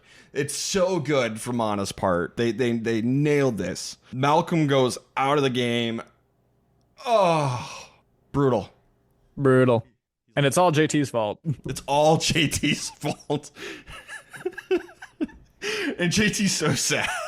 Because he didn't want Malcolm to go. He really liked Malcolm. It's so funny because, like, they're trying to figure out, like, is JT just, like, acting? Is he pretending to be, like, oh, my gosh, what just happened? Because they're like, or did JT just, out us to Brad? And it's like, no, it's like, it's a combination of both. Like, he did out it, but he also didn't get the result that he wanted. It's the worst of both worlds for Malcolm. It's Everyone the opposite of Hannah loses. Montana. So Malcolm goes out here, and that sucks. He was set to go far if this hadn't happened. But it is really funny. So Rob Cisternino did an exit interview with him after this episode.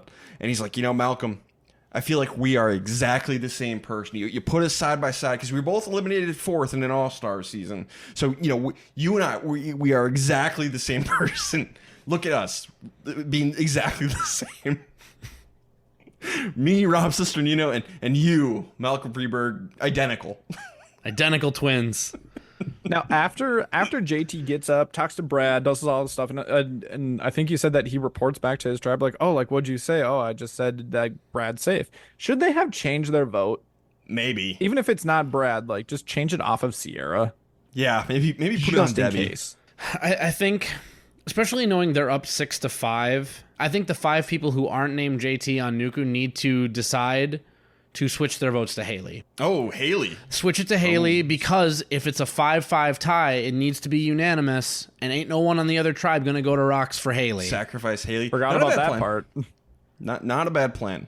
Okay, best player, Derek, who do you got? Yeah, I have Culpepper again here because he was ultimately the one who had the information from JT that was employed perfectly. He has Ty feeling safe and comfortable enough. And by the way, Culpepper is in a spot we don't usually recommend. He's kind of the leader of this alliance right now, and they are okay with him being the leader. And he's not in trouble for being the leader of the alliance. It's a very delicate line to walk. But Ty tells him about the idol, so he knows about all the tools that they have to try and get through the sticky situation. I don't necessarily think that Ty should be playing his idol for a Sierra Don Thomas in a situation like this, but he does because Brad asks him to. And then ultimately, that tribe just went in with the better plan. Even though Haley was not on their team and was willing to do things, like everything's coming up Culpepper. Everything's coming up Culpepper. I'm going to give it to Ty, though, just because without Ty, this would not have worked. He found the idol last minute, made the decision to tell people about it, which not everyone would do. Some people would just pocket this idol and just move on with their lives, move on with their game. And, if someone goes home, someone goes home. And then he did listen to Brad. Yeah, Brad pointed to Sierra, but Ty didn't have to play that idol. He could have just stood there or maybe played it for himself or played it for Brad. He did end up playing it on the correct person. So This is a very like idle heavy decision, but I'm giving it to Ty.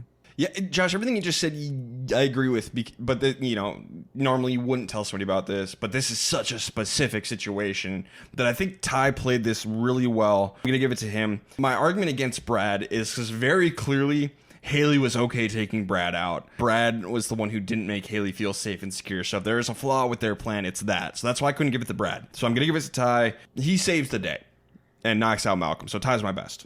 Josh, who do you have for worst? I had JT. Game-changing move to stand up at Tribal, sure. But the old Uno reverse card on his move was that one of the people he really wanted to work with went home. It just did not work out for him. So he messed around and found out. Yep, JT gave away too much information, too trusting, torched his own spot, got an ally voted out. Bad, bad, bad, bad, bad.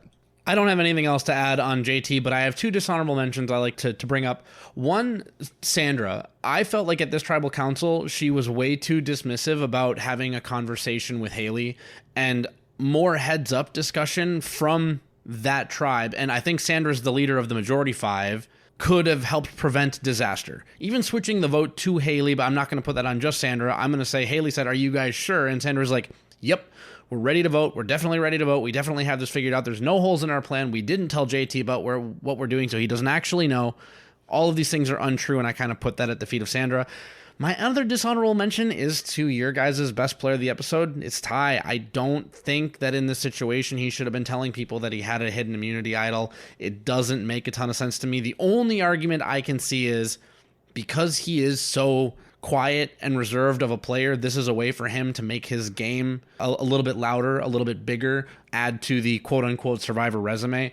So he does not win my worst. I just didn't like that he was sharing things about this idol when he was never the target and was never going to be the target. No, I fully disagree with you. If this wasn't a joint tribal council and this was just like a regular one, yeah, I agree with you. But this is a joint, very specific tribal council where you need a team effort to get through this one if you want to keep your alliance in one piece. So yeah, I fully disagree with you on that one. But in this alliance, who can Ty beat? Maybe Sierra Don Thomas? It doesn't matter yet. We're in the pre-merge. No, it always matters. It absolutely matters. Why would you go to the end in an alliance of 4 if you can't beat any of the 3? You just want to keep your alliance together through this one so you have people to work with. And you can blame production once you get to the merge for not doing anything, and then you can try and finesse your way somewhere else. Like I said, he doesn't win worst. He's just a dishonorable mention. So he shouldn't be a dishonorable mention. You can fully disagree on a dishonorable mention if you want, but it's a weird hill to die on. Derek, I guess kind of to go against what you're saying, who can he beat? Tara might be one of those people that he can beat, so protecting her could be a good decision on his part. Yeah, maybe if you're in the final 6, not in the pre-merge. You're the one who brought it up. Yeah, you opened this door. Oh, no. He should switch alliances eventually then. That's what I'm saying. Okay. You're very wrong. Moving on, episode 4, Dirty Deed. JT is in the hot seat, rightfully so. He's like, "No, I didn't leak the plan. I just told Brad he was safe." And no one believes him, and no one should believe him. But luckily for JT, he's going to go find the idol clue and the idol. He's definitely not going home tonight. I was so excited when JT found this idol because Michaela was being kind of annoying in this episode, and I like JT a lot, and the hope's crushed. Hope's crushed. Big oops. Reward challenge. Debbie's going to volunteer to do the balancing portion of the reward challenge, and she talks a big game. By the way, I don't want you to skate over this. This is one of the few times that Survivor comes in with receipts before the purchase. Yep. They're letting the audience know, no, she said she's great at balance beam. She did gymnastics for 10 years, blah, blah, blah. But Love beforehand, here's the strategy. Yeah, we get the planning strategy challenge talk. She's horrible at it. She's so bad. It's a reward challenge, so who cares? But she is terrible at it. And Haley's the other person who's on the balance beam, and she does a great job. She falls once and then gets over it, no problem. But Debbie is terrible. They lose the challenge because of Debbie. Mark this. We'll come back to it. On Tavua, Sarah wants to keep her options open. Yes, she's got her 4 people also in the Tavua tribe, but just in case, she opens the door with Troyzan, opens up an alliance with him. Just to have her options open. Someone watched One World. Back at Camp for Mana, Debbie blows up at everybody but mostly Brad. She says Brad is running a dictatorship and that Haley gets whatever she wants, but was terrible at the balance beam move was the reason they lost. Debbie got over in 10 seconds and it took Haley 30 minutes or 10 minutes. And it was like, no. And Survivor's going to cut back and show us. Because she's going to say, yeah, Brad told us all what to do, and cut back to Debbie volunteering and talking a huge game. Completely delusional. Completely. I don't always like to call people delusional, but she's delusional. You know, it's a case of she convinced herself of something that had happened and that something that someone had said, and you're not going to change someone's mind. Like, 'cause you do not have the receipts because you're on an island. So you kind of just have to work with what that person's really strong opinion is about this. And honestly, like, they do a pretty good job. Like, everyone other than Debbie does a pretty good job basically saying, like, I'm sorry that, you know, you feel that way, like trying to be better. But yeah, this is just so bad on Debbie's part, and this was hard to watch. I always hated this kind of string of scenes and confessionals. I remember from the first time watching it, it's just like I did not enjoy really watching Debbie at all in this episode, and it seemed like it was just so over the top where it's like just move on. Let's go. Right. Now, I don't know if something led up to that moment where Debbie sort of storms out of camp. Like, she storms out of camp after they get back from the challenge with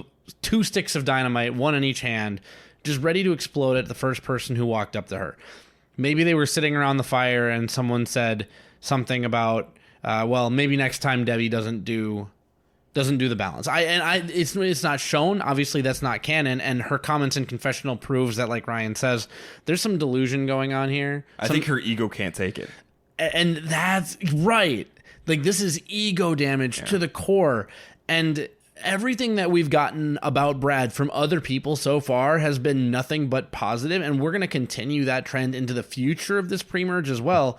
So the fact that Debbie is here saying that, like, he's the worst person imaginable, he's running a dictatorship, she's got zero respect, and Haley, dead last on this tribe, easy next boot as long as you don't become really unstable. That Haley is the one who gets everything that she wants.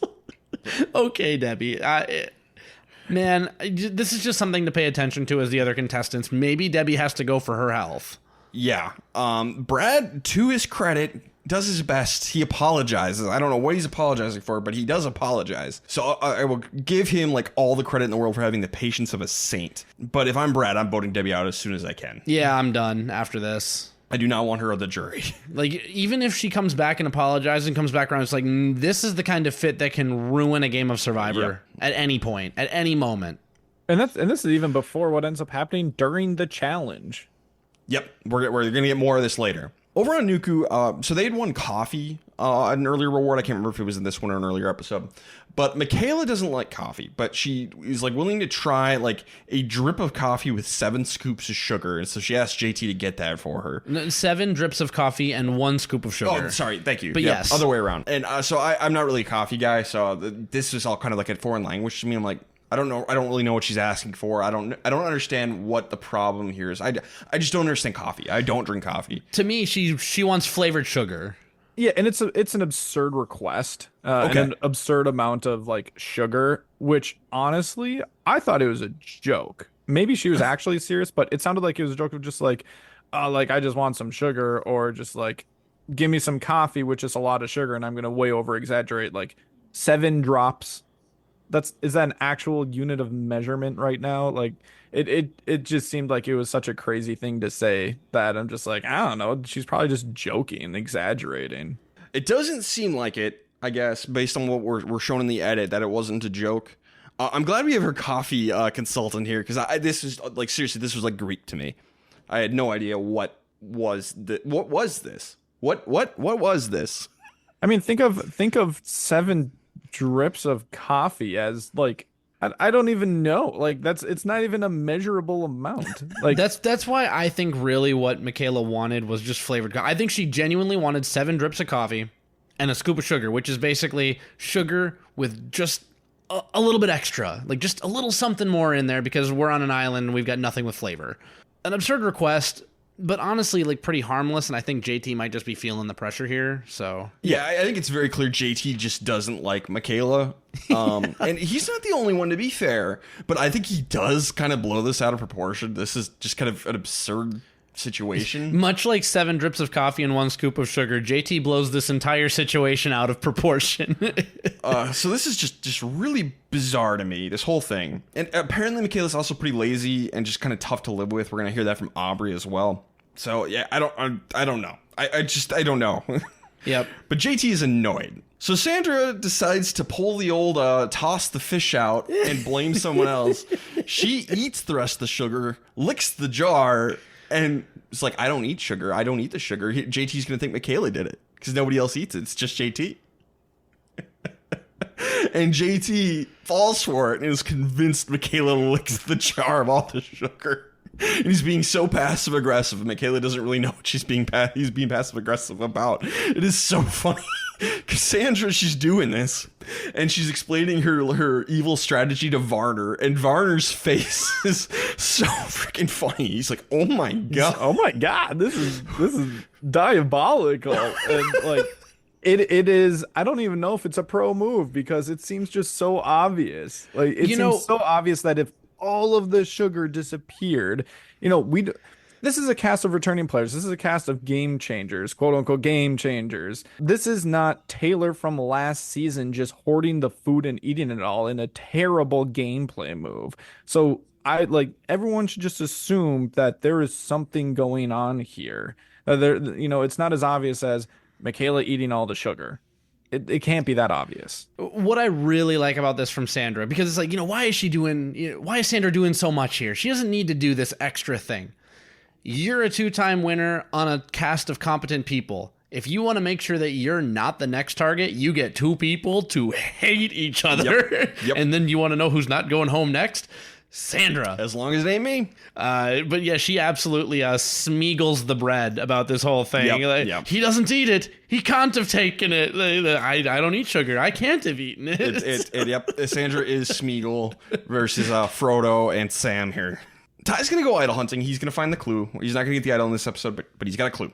Immunity challenge. Debbie has so many things to prove, apparently, in this challenge. She continues to be delusional and it's just impossible in the pre-challenge strategy, and will not stop doing Debbie throughout the entire challenge, and just trying to just tell Brad, oh, look, I could do this. Look, I was the first one over the wall. Blah, blah, blah. And Brad's like, I don't know why you're mad at me. I love you.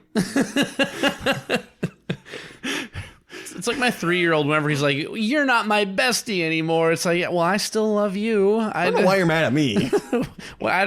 Look, all I tried to do was give you lunch. I don't know. Why are we mad? Just trying to keep you alive. And Debbie's so mad the entire challenge that she didn't get to do the balance beam. But they get first. They win. Weird how that happens. Well, sometimes the proof really is in the pudding. Yep. Tavu gets second, so Nuku's going back to tribal council. So JT's going to pitch getting rid of Michaela because she sucks to live with. And Aubrey is fully on board because she hasn't been able to connect with Michaela at all, apparently. So JT and Aubrey are super gung-ho about voting out Michaela. And Varner and Sandra are both going to say they're on board too, but they are never on board. They immediately plot with Michaela to take out JT. And it is so obvious to me that they are trying to take out JT that it is crazy, pure insanity. JT doesn't even bring his idol to tribal council. And he's going to say in exit interviews he had hid the idol, he buried it under a tree kind of far away. And he's like, it would have been too suspicious if I'd gone off to get that before tribal council. I'm like, A, don't hide it so far away. B, who cares? C, bring your idol. Yeah. Always bring your idol. Yeah, and I mean, in Modern Survivor, we're saying, always bring your things. Yep. Just bring everything. I want to talk about Aubrey because she does get caught up, swept up in this. It's going to be Michaela. I feel like she is banking on that big Threats Alliance, at least what's left of it, from day one, which was talk of, JT and Tony and Sandra and her and Malcolm all getting together in order to try and, stay together and do something here. So salvaging what's left. So weirdly enough, Aubrey kind of trusting in what was initially said may have been the downfall that puts her on the outs here. Maybe she should have done more homework, or maybe it was good for her to be trustworthy of her alliance if they didn't tell her something different, which it sounds like they didn't. But I just wanted to take a second to talk about Aubrey. And maybe it happened, we weren't showing it. If I'm Aubrey, definitely check in more with Sandra and Varner here. Right. Tribal Council. Michaela's going to take out a cup of coffee and like drink it as the votes are being read, trying to make a gifable moment. Or like water. And it was funnier this time around. The first time I watched this, I was just annoyed. I don't like this kind of stuff. But I was really hoping JT would have pulled out his idol, and then it would have been hilarious if she got voted out doing this. But JT didn't bring his idol. So JT's going to go home. 3 votes JT, 2 votes Michaela. I loved the coffee move just because of how, and I do agree that I think it's better on the rewatch just because of like what you know in hindsight. So as the whole coffee thing is going down, like that being such a big moment and just being a complete ruse by Sandra, that like Michaela did nothing wrong. She just sat there and JT just blamed it all on her because like that was just, his bias towards her just assumed that, it had to have been Michaela because she's just been annoying me. So the fact that she just pulls that out, knowing that JT is going home, was just amazing. Nominee for one of the most memorable moments of the pre-merge. I want to say in an alternate universe, JT brings his idol, and before the votes are being read, like he plays it, and then Michaela can't pull out this cup. But what if he saw the cup, like, oh, you're gonna showboat, like, you're already pouring your water. Nah, you're going home. There's a world where JT survives this, and I wish we would live in that world. Yeah, I do too. It's not as bad on the rewatch because you know it's coming, but just coming into this, I was more excited for JT to be here than Michaela, so I wanted JT to win this war, even though he played very poorly. I just really enjoy watching JT play, so I didn't want him to go home yet. But it was 100% the right move. Nobody should be working with JT anymore. He's the least trustworthy person on the island by far. Yeah, absolutely. For best player, I have Sandra. She frames Michaela to incite conflict between her and JT, and then took out JT beautifully. Oh, it's 100% Sandra. Mostly because, again, as a 2-time winner, you need to be taking extra insurance policies that you're not the next target. She did that. Absolutely, Sandra. This is a move that should not work in season 34. Especially in a returner season, messing with the food intentionally to just get people pitted against each other. That's an early survivor or just a first time player type of thing that ends up working. There's no reason that should be working here. So good on her for identifying that that's, this was that type of situation where it was viable. Point of development, by the way, for Michaela, who was okay getting 2 votes this time around. Okay to the point of sipping water while Jeff is reading the votes. She's like, I know this is coming. She could have gone. Varner could have gone the other way. Yep. He was kind of the swing vote here. Don't really want to talk about what the best move for Varner is, but my guess is he's wanting to stay together with a more old school player like Sandra. He and Sandra are pretty close. Worst player. Worst player, I have Debbie for acting a bit unstable. You could say Aubrey for being on the wrong side of the votes, but as I brought up earlier, I don't hate the fact that she seems to have trusted the people in her alliance with whatever information they had given her. And I think that's a point of loyalty going forward for her. And Debbie is just downright delusional and should be the next vote, even if she's not a big threat to go home. So that's Debbie. It's Debbie, and it's not even close. It's too early right now, but, she's toying around with not being able to win this game already. Just but by the way that she's acting, like, socially. If I was on that tribe, I would have no reason to want to give, a vote to her. Yeah, I suppose mathematically it's still possible for her to win if she wins everybody else over in the game. But if I'm on Mana with Debbie at this point, I'm like, there's no way I'm voting for her to win $1 million. Yeah, it's Debbie, hands down. Episode 5, Vote Early, Vote Often. Ty is going to find the idol on the Nuku tribe just in time because we're going to go to a tribe swap. We're going to get 2 tribes of 7, and 1 person's going to get sent to exile. I hate a double tribe swap. Yeah, I also do not like double tribe swaps. Just because it takes up too much room on my page to write down. I don't know if we want to keep this in, but my neighbor, who I got hooked on Survivor, just texted me and said, the men in the Micronesia season are dumb. Understatement of the century. How far is he yet? I doubt that they're at Final 5, but I can't wait. Sir. I'm gonna literally respond. Yeah, ask him who got voted out. Folks, we have a live updates coming in of someone watching Survivor Micronesia. We will, if we get any more updates, we will let you know. I would love to know who they just saw get voted out. I got texted about Survivor during a Survivor podcast. Perfect. It's amazing. Maybe we'll get another Josh Duhamel update while we're at it. So the new Mana tribe is, if my phone will work. Yeah, I've got them all written down if you wanted. Maybe we should let Josh do this. Yeah, one. go for it. All right, Mana 3.0 is Troyzan, Sierra, Aubrey, Michaela, Haley, Suri, and Brad. And then over on Nuku 3.0, we have Sandra, Sarah, Jeff, Andrea, Ty, Zeke, and Ozzy, which leaves one lone person off on their own, which is Debbie. Debbie's getting sent to Exile Island. On Mana, Brad and Troyzan are on the same tribe, and we're gonna they're gonna try and play it very cagey. Like, oh man, maybe we can work together. I don't know. Can we fully trust each other? It's like, this is the biggest line of BS I've ever seen in my life. Brad and Troyzan are buddies in real life. Troyzan and Monica played on the same season. They all live in Florida. Troyzan has been to their house multiple times. They're besties. This is a ton of BS. So Brad and Troyzan are 100% working together from here on out. That would have been good to know. And Ty needs to go up to Brad like, maybe keeping Troyzan in the game isn't what's best for your game, Brad. Yep. Got to pay attention to those things. And then Brad would say, Ty, I'm keeping Troyzan. you think the rules work both ways? It's like, Ty, what are you doing? You're not on my tribe right now. Yeah, exactly. Life's not fair. Ozzy, Zeke, Andrew, and Sarah all want Sandra out badly, which is fair. But they want to make her and Varner feel safe. So they suggest making them think it's Ty, because none of them fully trust Ty. He's a little too erratic. Meanwhile, Ty's going to use the old idol clue he got from the old Mana Beach on the new Nuku Beach to get the second idol. So he's got both the Mana and the Nuku idols using one clue. Well done, Ty. That's great. Yeah, and for anyone who is part of a tribe swap, and you already have an advantage in idol, I don't care how long that you've been at that island, if it's somewhere new, anywhere new, go look in that exact same spot again on the other tribe. Go for it. Might as well. What is the harm? Literally just wasting, 2 minutes of your time. That's Sure. it. Exile Island is a boat stacked with food, pop, and booze. This honestly seems like the coolest place ever. I want to live here. I'll go a step further. We were talking about some things that production needs to bring back. The Exile yacht. Yep. Like, you're going to Exile. I still think it would be like the last thing that people would think. Well, I mean, it'd be the second thing that people would think in a modern season, but most likely it's a regular island, but there's a chance that Cochrane might show up. So Debbie's going to get to Exile Island. It's just like the coolest place ever. I'm like, dude, I could legitimately live here. Like, this is so great. I would love this. This is the life. I wish this was literally anyone but Debbie. Well, you know what I want? I want this to be Ozzy. Because here's why. Cochrane shows up.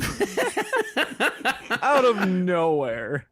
Cochrane gets brought in on a boat just for a good lull to be a little bit of a mentor, an early Island of the Idols sighting, Exile Island of the Idols. Cochrane's going to come in and just be like a sounding board to talk out the strategy and placement in the game with Debbie and to bring an advantage. We'll get more into that in a second.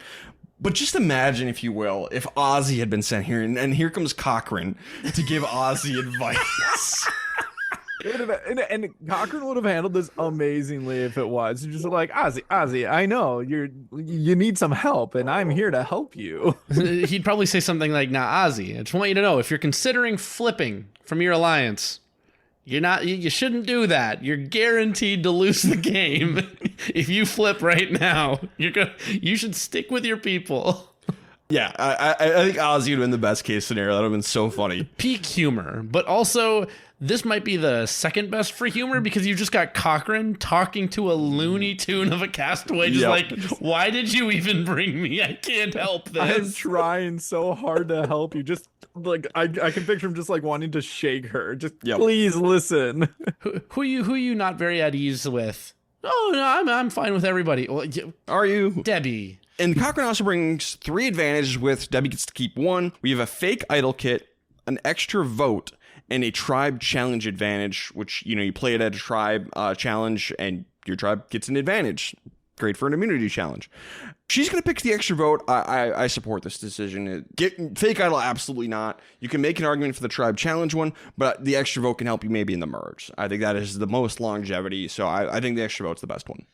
Yeah, it's interesting. In this instance, I say the extra vote, but I think that if Exile ever comes back and you're going to be honest with people and tell them it was the yacht, you should probably take the tribe advantage in the challenge, so at least they're like, oh, well, this has been here before. You make a really good point. If we do this in the modern era, that's a really, really good point, Derek. Everyone knows that there's going to be something going on. Now, you don't even have to tell them about it, about the yacht. you know, if this is just a one and done for this one episode, you could say it was a terrible place to be. Feel bad for me. But, you know, at least one thing was good. I got an advantage. And then you reveal that it's the team advantage one. Target's off your back. Yep.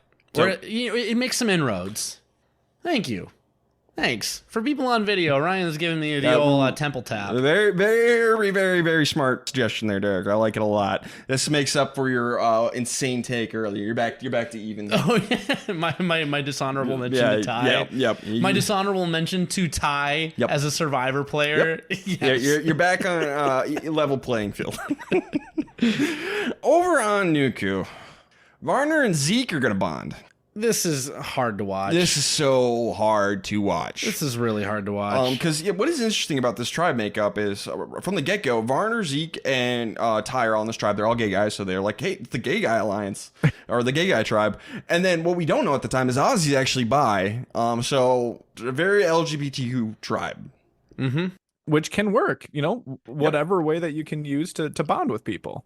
The straights are outnumbered, and they don't even know it. Yeah, they don't even know it. And so, you know, they have a lot to emotionally bond over, which I'm sure some shared experience in the past. So they bond on an emotional level, and Varner is going to appeal to Zeke on the emotional level because he's like, I've never been on the jury. My third time playing, I've never made it to the jury. Please help me get to the jury. It seems like it works. It seems like Zeke is moved by Varner. And this will pay dividends. And up until this point, this all works. This is all good. Yeah, it's hard because I know that anyone who's seen this through the pre-merge, seen this season, like we know where this ends up. The next episode's gonna do even more with this. That it hurts to watch. But yes, to this point. Oh, hey, live update. Eric just got voted out in Micronesia. Yep. So now they know the full story of the men of Micronesia. I am going to say, and so begins the legend of the Black Widow Brigade. So Zeke is going to tell Varner he wants Ty out, and this is part of their plan to make Varner feel safe. Varner's going to report this to Sandra. Sandra does not buy it. She's like, why would they vote out Ty? That's dumb. No way. Mono wins immunity, so this group's going to tribal council. Sandra's going to talk to Andrea, Zeke, Ozzy, and Sarah, and basically paint a target on the remaining co-wrong three of Ty, Debbie, and Aubrey. And just, she really leans into how important past relationships are. She's right. She's absolutely right. She's so convincing. She does an amazing job. The other four are enthralled by what she's saying, even against like their best interests. And they know how great she is, but they are enthralled and engaged with what she is saying. And they like almost buy it, and then they snap out of it less. Like, wait a minute, this is Sandra. This is why she's so good.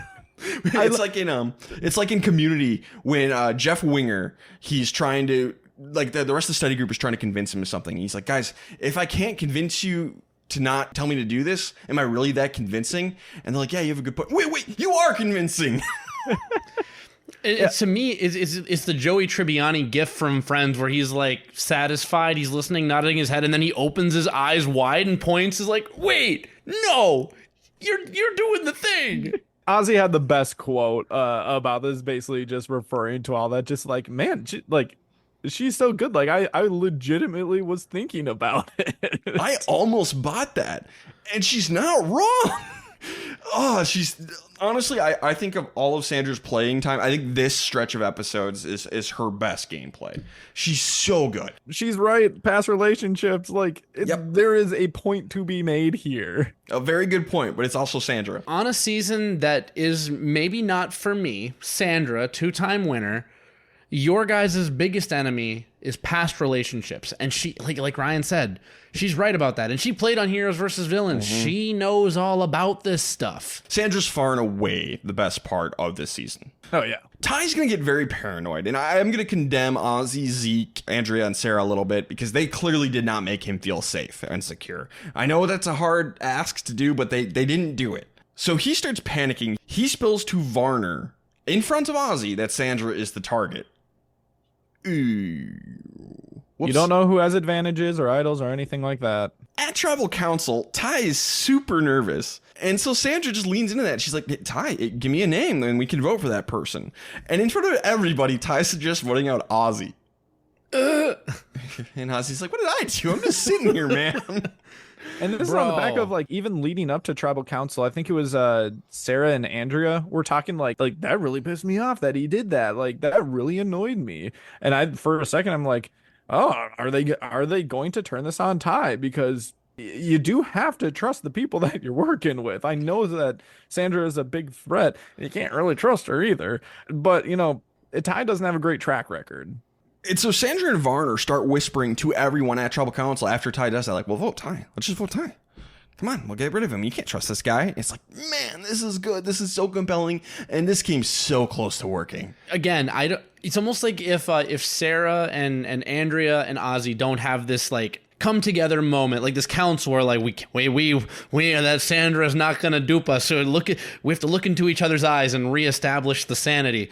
Because even at this tribal, she had already done it with Michaela and JT earlier, managed to make this tribal about Ozzy and Ty, even if she's the main character and doesn't even know it. Yeah, and the one thing that prevents this from working is Zeke, Ozzy, Andrea, and Sarah had all talked about how awesome it would be the people to defeat Sandra. And they all wanted that prestige. So that's probably the main reason this doesn't work. But it comes close, because Ty really blew up a spot here. It ends up being 5 votes for Sandra, 2 votes for Ty. Yeah, 100% the right move.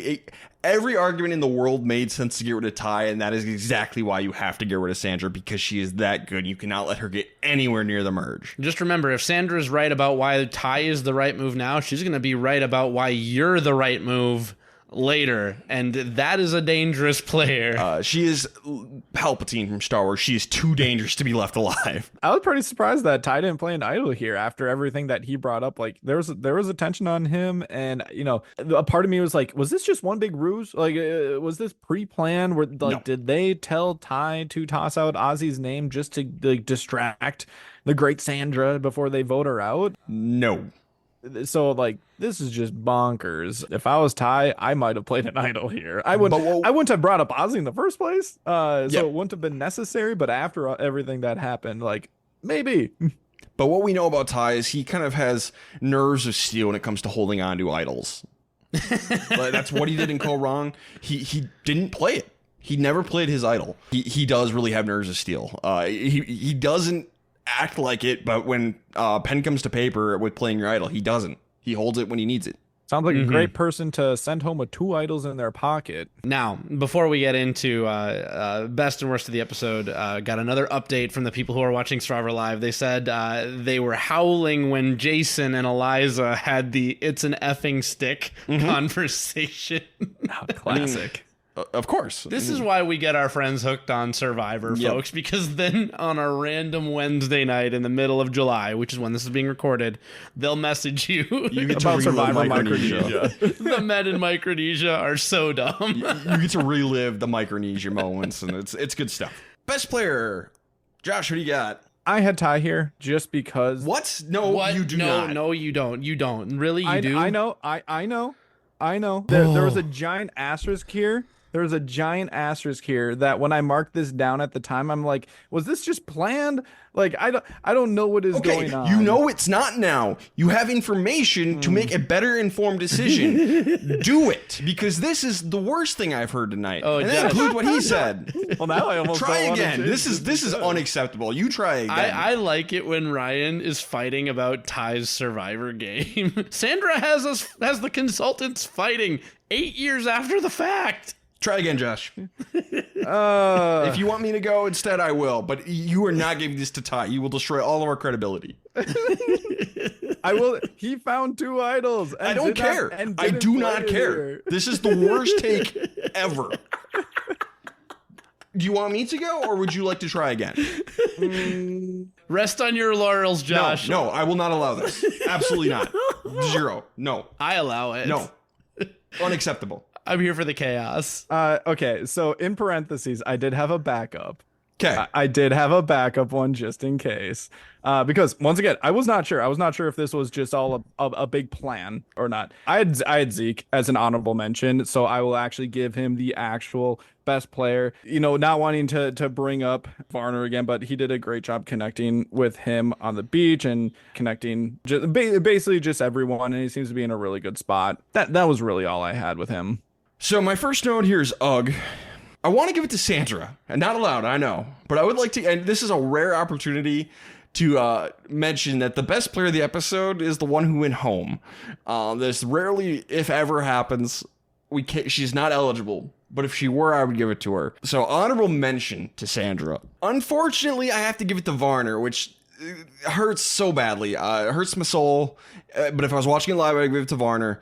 I would look at the other four with Zeke, Ozzy, Andrea, and Sarah. But the big criticism I have for them is they did not make Ty feel safe, and that almost blew this whole thing up. Varner made some social inroads. He did try really hard to flip it onto Ty, almost succeeded.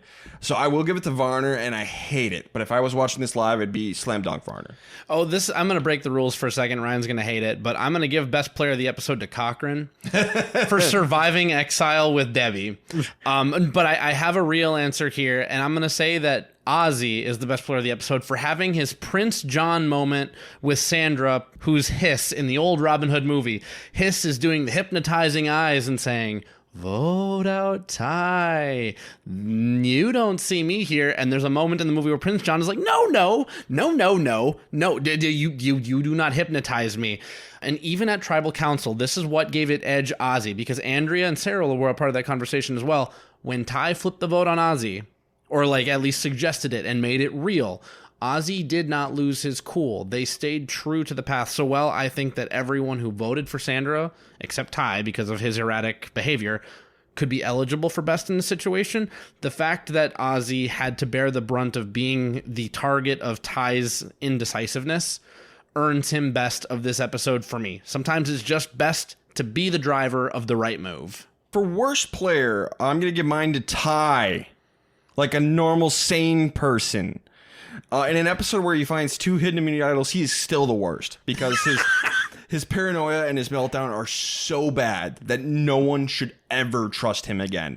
He tanks any sense of trustworthiness that he had, and he didn't have much to begin with. So it is Ty slam dunk. I have Ty as worst as well, because again, I'll do what Ryan did. In an episode where he found 2 hidden immunity idols, he also managed to basically lose the game unless he goes to the end with 2 despicable people. Because that moment where he's like, well, I thought the plan was to vote for Sandra. This is the second time this season he's had that issue, and the other person who knows about this issue is Sari, who's still here, who knows that Ty is not that savvy. So I think Ty is proving to be, for whatever reason, we talked about on his initial season, this might partially be a language barrier. It could be a cultural barrier. And that's why I don't want to speak a bad word about Ty the person. Ty the Survivor player is outclassed here. And that is a shame for him because he seems like an awesome person. Yeah. You know, this makes it a lot easier that this was not one big plan, because it does flip, you know, Ty from being the best. You know, if this was one big plan, I do stand behind that Ty would have been the best. But since it was not one big plan, that flips him all the way around to being the worst. And that works out really well because I didn't really have a great plan for worst in the first place. I was even, you know, tossing Varner out there as a potential worst just because he was the only person left out of the vote. So everything that you guys said about Ty. I'm glad we brought some sanity back to the podcast. I swear to God, Josh. It depends. You know, it matters. Context matters. Yes, but I swear to God, Josh. Sandra's going to play again. Do we want to see it? Every time. Yeah, duh. Now more than ever. Honestly, this is my favorite Sandra incarnation. This was so fun. Well, and maybe now that she's been voted out of the game, maybe she has a better shot at winning, which is a wild thing to say. But, you know, she's human. Yep. All that for a drop of blood. All right, final episode. Alrighty. Here we go. It's called What Happens on Exile Stays on Exile. Anyone who wants to tune out here, I understand. Yeah. But if you've made it this far in, perhaps you're invested. So we're gonna do our best. Yeah, this is if not the worst episode of Survivor, it's the second worst. It's up bottom there. 2. This sucks. But here we go. Zeke apologizes to Varner for leaving him out of the vote, but still wants to work with him. And they have a good bonding moment on the beach. Yep. About trust. Varner says, "I would have voted for Sandra. Like, yeah, like I'm like, I just want to work with you, and I just want to be here." Still good all around. Still good so far. Monty's gonna lose the reward challenge, and they're gonna kind of have a big cry session. But Brad's really gonna open up and be vulnerable, and you know, big macho guy open up vulnerable with his emotions and how he feels, it really makes Aubrey and Cirie want to work with him. So these genuine moments of emotion and humanity, this is what makes connections with people. So you can't underestimate how important that is. So do open up, be genuine, be vulnerable. It'll help you connect with people. And also worth mentioning, because we talk about Survivor, and yes, we are a fairly game body podcast when it comes to like right move, wrong move, best, worst, all that. We understand the label here. But something as a husband, as a spouse, that I keyed in on was when Brad said when Monica came home, she was never the same person. She had changed. I think that is something where, like, as annoying as Jeff can be sometimes with the self-referential monologues about Survivor as a game, these are the kind of things that give Jeff some grace to do that, where it is a game that does change you. And Aubrey talks about how she was never the same, and you always hear about how people either end up in therapy after the game if something didn't go right, or how they were able to become more at peace with themselves and they grew as a person. This is the calm before the storm. There is a beautiful moment in this episode. Maybe this is the tiebreaker that makes it the second worst episode of all time. I don't know. But like Ryan said, these are good, genuine human moments, and if you can have them, you should try and have them. And in classic, big tough guy fashion, he cries for, a handful of seconds and then walks away.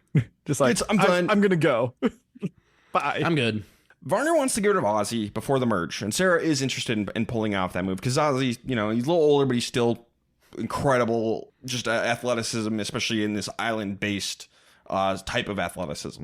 But on Manu, Haley is going to solve the puzzle to give her tribe an epic comeback at the immunity challenge. Manu wins. Nuku's going to tribal council.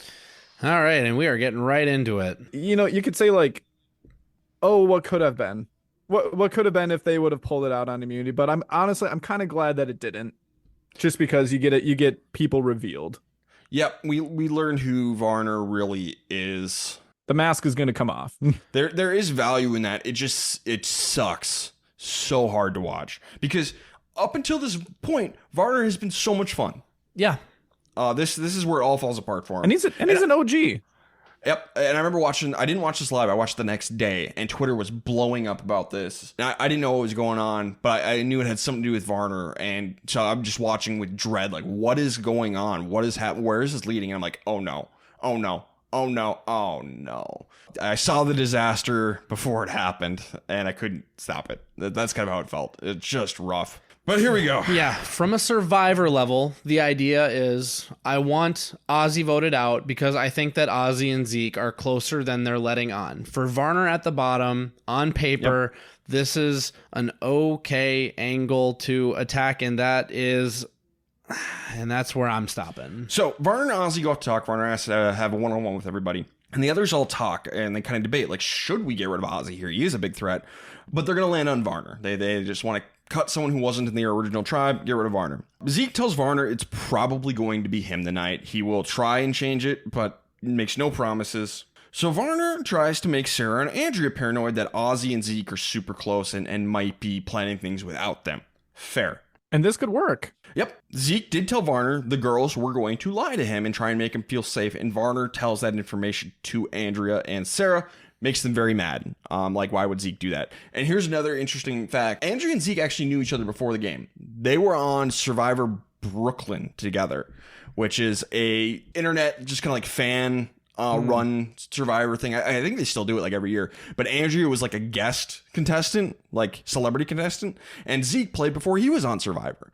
So they were played together. And I don't know who won. It might have been Andrea. I don't know who won Survivor Brooklyn. I've never watched it. I just know of it. So Andrea and Zeke know each other going into the game. So they do have a friendship before this. So that's another thing to know. But Andrea's pissed at Zeke after this. We're going to go to tribal council. And Varner's going to continue to try and rally others into voting out Ozzy. At first, just because like he and Zeke have something going on. You can't trust these two. But here we go.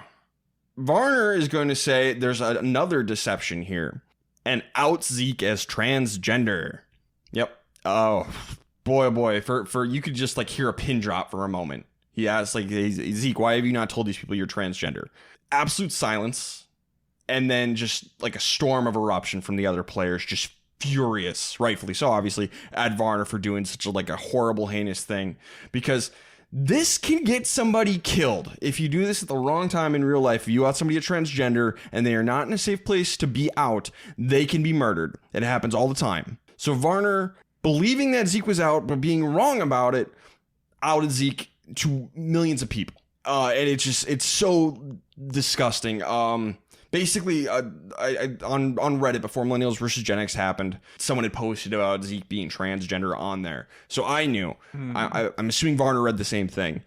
So whoever posted that on Reddit, F you too. You're a monster. But Varner took that and ran and outed Zeke when he had no business doing that, and he should know better, especially because he's gay himself. And so the backlash from the others, Debbie, Sarah, Andrea, Ty, and Ozzy, is instantaneous, deserved, and hardcore. Even more shading, Ozzy was not out as bisexual as himself at that time, so I'm sure, like, wow, that probably hit him really hard too. Ty's gay, so this hits him already, and even the people who aren't LGBTQ know in this case, like, that is not okay.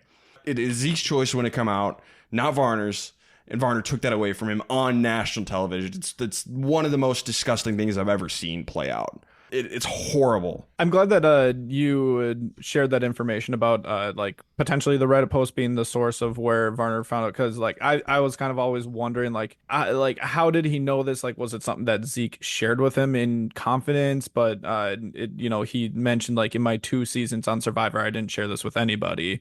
So I always kind of wondered where this even came from in the first place. But honestly, like, awesome on everyone's reaction, because it was just so like after the pin drop, like it was so immediate and just so directed at Varner, to where like everyone is everyone is completely aware and is confidently against what he did here. That I'm just in such an awful situation. I'm glad that it was unanimous in against him. Yeah, there was no. It's black and white. Yeah. There's no shade of gray here. There's no one other than Varner who's trying to reason with what he did. Even Jeff Probst is like, dude, what? Whoa, not okay. So, yeah, I want to give all the credit in the world to Zeke, because he handles this like an absolute champ. It is really incredible how composed he manages to be. And I know he's done exit interviews afterwards. Like, he was a lot more rattled than he lets on at that tribal council. And it did affect the rest of his game going into the post-merge. He was kind of checked out of it, because he was thinking about like, people are going to see this when I get home. Everyone is going to see this. So yeah, Varner, F you, family-friendly podcast, but the strongest possible F you. Like, F you isn't even like good enough. Like, I can't think of a curse word fitting enough for how angry this makes me. So, okay, this is where I guess I'm gonna kind of break my silence on. I haven't said a ton yet. We're gonna close the Varner loop right now on this pre-merge podcast. We're not going to talk about what happens at the reunion show in our post-merge podcast. And I'll get into why in a second, but let's just talk about what happens at the tribal. Yep. He's pretty much instantly showing great remorse. He's apologizing left and right. He's making some excuses, but he's not like sitting strong on it. It's a very raw reaction for him. Again, I'm not trying to make this about Varner. It's about Zeke and the pain that he feels in this moment, and the fact that he had that power stripped from him. I'm not taking that away.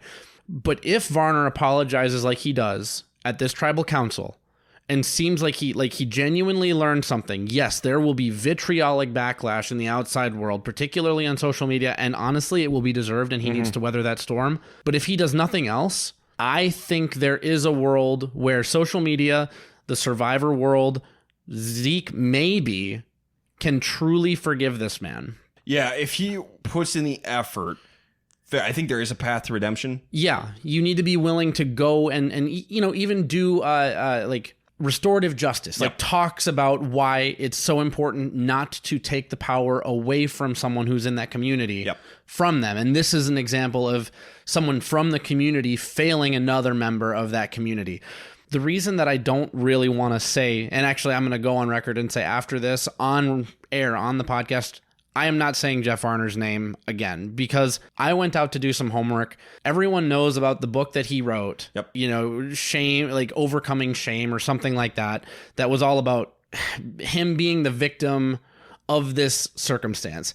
It tried to frame it more positively that, this thing got blown out of proportion and I had to face the backlash. Survivor should never have given him the platform to market this at the after show. I'm upset about that. Varner went quiet for a while after that. And even if that was it, okay, as long as you're apologizing behind the scenes and doing work to be restorative, we can be done.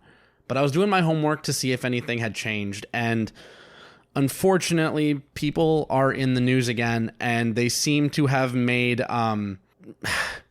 hating trans people and reducing trans visibility and dehumanizing trans people literally their entire public persona. I am not in lockstep with that view, and I don't want to give it any more airtime than to say that I will not say Jeff Varner's name again on this podcast. I am done. That is the last time. And if you are in support of that stuff, I'm not really interested in you listening to the podcast either. This is one of those things that I'm willing to die on because people get hurt and people are dehumanized for this. So I'm ready to close this loop when you guys are, but I know you guys might have to say your finishing pieces, but I'm done. I'm checked out of this. The book is closed for me. Yeah, he doubled down, to say the least. He posted a lot of stuff about the LGB community, dropped the T's, one of those people. And especially in the current political climate, this is going to get people killed, that kind of stuff, that kind of mentality and thought process. So Varner is, like, scum of the earth is too nice. I'm with you, Derek. I'm done with him after tonight. He is a garbage human being, and I have no interest in him anymore or anything he has to say. Anyone who agrees with him, that by some chance somebody who's listening to this is somehow on Varner's side or just like anti-trans people, F you too, get out of here. I don't want you here. Yeah, the good news is that he's not going to play again. He will never play again. So there's no reason to need to, bring anything up about him on any sort of future podcasts. So ideally, there's not even going to have to be a reason where we have to skirt around talking about him as a player, as a character, or off the show or anything like that. It's you guys said it pretty well. It's pathetic, I guess I'll say.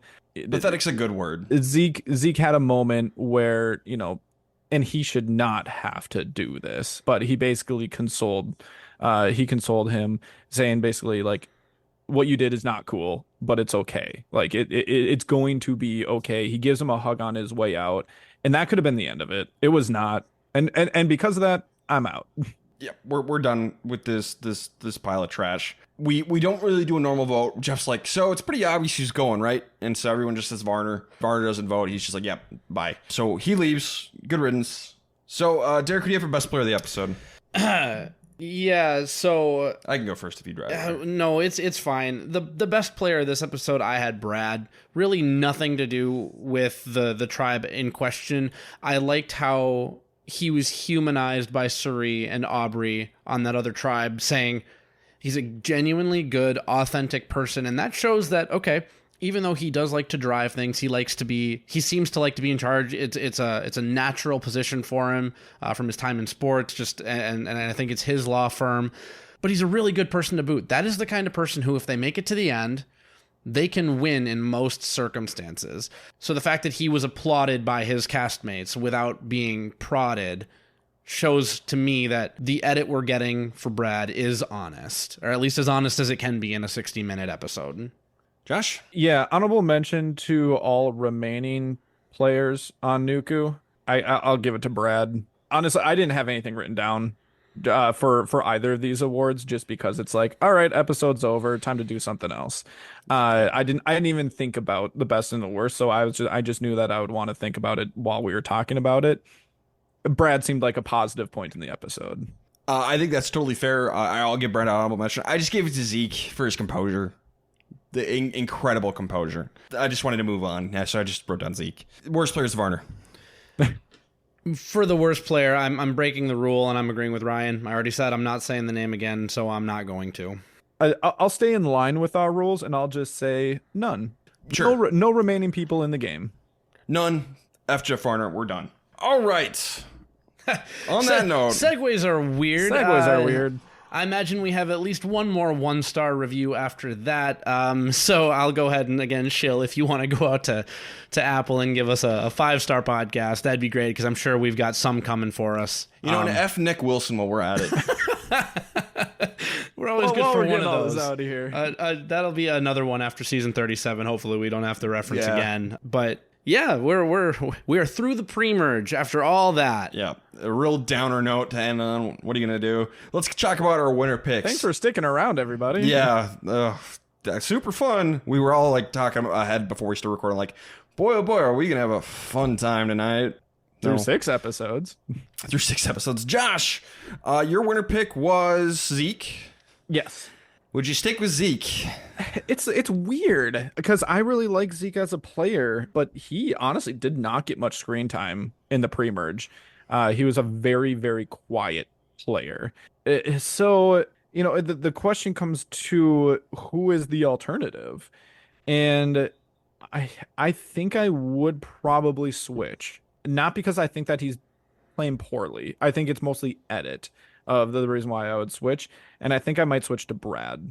Okay. I still feel perfectly fine with him as a winner pick because we've seen before where people aren't super obvious in the pre-merge and then, you know, okay, here they are in the post-merge. Yeah, I have Haley. Stuck with Haley. But if I would switch, I would also switch to Brad. Yeah, I had Sarah. She's had enough in the pre-merge to show that she's working different angles, she's got options, she's creating backup plans, she's got connections, and she's not playing like she played the first time. For that reason, I'm absolutely resting on my laurels and saying, like, no, I'm riding with this pick. But if someone said you have to change, I would change to Brad Culpepper at this point. It might be too obvious. He might be a fallen angel position kind of thing where he makes it to that top 4, but it really is his story this season. But everything else, I mean, it's too much to ignore at this point. My dark horse to pick at this point would be Andrea, another person. But Sarah's had a little more strategic optics to this point, so I would give edge Sarah. But they've played a similar game so far. Let's get the best and worst player of the pre-merge. As a reminder, we can only give it to the people who make the merge. So for best player of the pre-merge, I know I just said we can only give it to people who made the pre-merge. Honorable mention to Sandra. If I could give it to Sandra, I would. This is a rare time where I do think she was the best player, but she's not eligible, so my best is Brad. He's got a new style, and his patience working with Debbie is to be commended. And he's finessed his fellow tribe mates, particularly Ty, more than once to get where he is, and somehow not receiving any negative blowback about it. I have Brad as well. Yeah, we talk a lot about, you know, returner seasons and what the growth looks like from season 1 to season 2. And Brad is one of those people who it seems like he's playing a completely different game, or at least he's doing it in a better way. So good on him. I'm also giving it to Brad. Worst player of the pre-merge, Derek, what do you got? I think there's a 2-horse race. It's Ty, who's clearly too nice for Survivor, and for whatever reason, he just can't figure out what the game is about. But at least that man can find an idol. Worst player of the pre-merge is Debbie. She is unstable, unpredictable, not good socially because she's not reliable socially, and at least in this season, actually seemingly delusional with receipts. I don't know why she would say what she said to the camera without thinking that it was true. So I have Debbie. Yeah, it really is just between those two, and there's a pretty sizable gap after that. The way that I'm going to make the decision is if these two are at the end together, who wins, and I think that that's Ty, just because he has a lot of idols. And that's about it. People like him. He just hasn't been great strategically, and he gets people's games blown up, including his own, because of, you know, his inability to, even if it's just respond to someone in a timely manner. If you just stand on the beach and not say anything, that's pretty damning. But at least you're not, you know, yelling at people and pouting during a challenge and just rubbing people the wrong way and wanting people essentially to dislike you for what reason, I don't know. So I'm giving my worst to Debbie. You guys summed it up perfectly, especially Derek. I really liked, at least I can find an idol. Mine is Debbie. All right. Any other thoughts so far going into the merge? Anything else you guys wanted to address? Just reiterating that this boot order kind of sucks. Yep. One of these boots was absolutely necessary. Everyone else I kind of wish made it to the post-merge. Yeah. But that said, the season has not been boring so far. If you can get past the moment. Big if. big if. There's still a lot of capable players here, and I'm interested to see what they can do. So at this point, again, big if you can get past this, what can the remaining contestants do to wrap this season up? Yeah, and honestly, I don't remember a whole lot from the post-merge. Obviously, I remember the winner, but as far as like boot order goes or like big events in the post-merge, mostly dark, I would say. I remember watching this in my first apartment in LA and kind of not giving a crap anymore. I was very checked out of this season after this episode. So, weather report. I mean, it's Fiji. I don't even remember anything happening. I honestly don't either. I was thinking about it. I'm like, did it rain? Yeah, I don't even think it did. So no, nothing of note. We like Fiji. Finally, Josh, What's up? what is the most memorable moment of the pre-merge? Well, I did mention one honorable mention, or at least nominee, Michaela with her coffee and a little bit of a hair flip. It was almost like a revisit, a 2.0 from Millennials versus Gen X when she actually got blindsided. Looked back at Jay, so it kind of felt that in the same vein as that one. I know that all of these lose. Yep. But we had one episode of Tony Vlacho shenanigans. Sure. He dug himself a spy bunker. All right. We had JT abandoning his tribe in the ocean and swimming home. Yes. Yep. The tribal where Malcolm gets voted out, I think about that one a lot more than I should because Malcolm is one of my favorite players ever, and it was just a very unfortunate way for him to go out. And I also often think about when JT goes out, and I can't remember who says it. They say, let JT know that you sent him home, and he said, I will. Like, because he knows, and he's like, well, this game's over. I might as well admit it. Like, yeah, that's on me. I did that. So, like, there are a lot of moments in this this pre-merge that could qualify, and that I do think about. Yeah, the reason why they don't always so I guess the reason why I didn't mention those is I try to use in my most memorable moments things that I remember from the first time of me watching and not like, oh my gosh, what a memorable moment. I'm always going to remember this. I think back to like, I know that these are coming and that they're like when they come up, like, yes, I absolutely remember something like this. I should have probably put like the spy bunker in there with my nominees, but like the way that Malcolm got voted out, honestly, didn't remember a whole lot about that. I remember him going out, didn't remember really like the way that it happened. JT abandoning them at sea, I actually didn't remember that at all. That was something that was actually fun to watch again this time around just because I forgot about it. So that's why I didn't include it in my nominees. But we all know what it is. But we all know it is, and it's not the first time that a dark moment has made it into the most memorable moments of the season. So, But it will be the last time on the rewind, at least. yeah, That's true. Yeah. That's true. So I think the Zeke thing, and we move on. Yep. That's it. Cool. We're done. All right. That is the pre-merge of Survivor Game Changers. Let's get out of here. Post-merge is next. Excitement levels will vary. Yeah. I don't know what else to say. Social media. It can't get worse from here. So I hope you're right. It won't get worse from here. I'll say that. We know that. We have hit the nadir of this season. Yes. So that's something, I guess. Social media. yeah, go follow us everywhere that you really feel like it at Castaway Pod. If you want videos, they're at Castaway Consultants on Facebook, TikTok, YouTube. CastawayConsultants.com is the website. Like Derek said, leave us a 5-star review. Please and thank you. It would be very nice. Yep, and my last thing is if you have anyone in your life who identifies specifically as trans and they are out, just make sure you keep them in your thoughts, especially in this political climate. It's not a great time to it's not a great time to identify with that particular group of oppressed people. And we're just It rarely has been. I'm just saying yes. it seems to be emboldened right now. Yep. If one person gets hurt, that's one person too many because it's dehumanizing. So I think I speak for all three of us at the Castaway Consultants podcast when we say like, hey, people are people and we need to remember that. Insert kindness into a situation and not hatred and not dehumanization. And I didn't think I had to write that one down for you. It shouldn't be that hard. Trans lives matter, and if you know anybody in your life, you go to bat for them. They're going to need it. So on that note, do you guys have anything else? No, that's a big call to action already. So Thanks for listening. Thanks everyone. for listening, everybody. Survivor's not always fun, but I hope you enjoyed most of this podcast. This has been the Castaway Consultants. Got nothing else for you. Good night.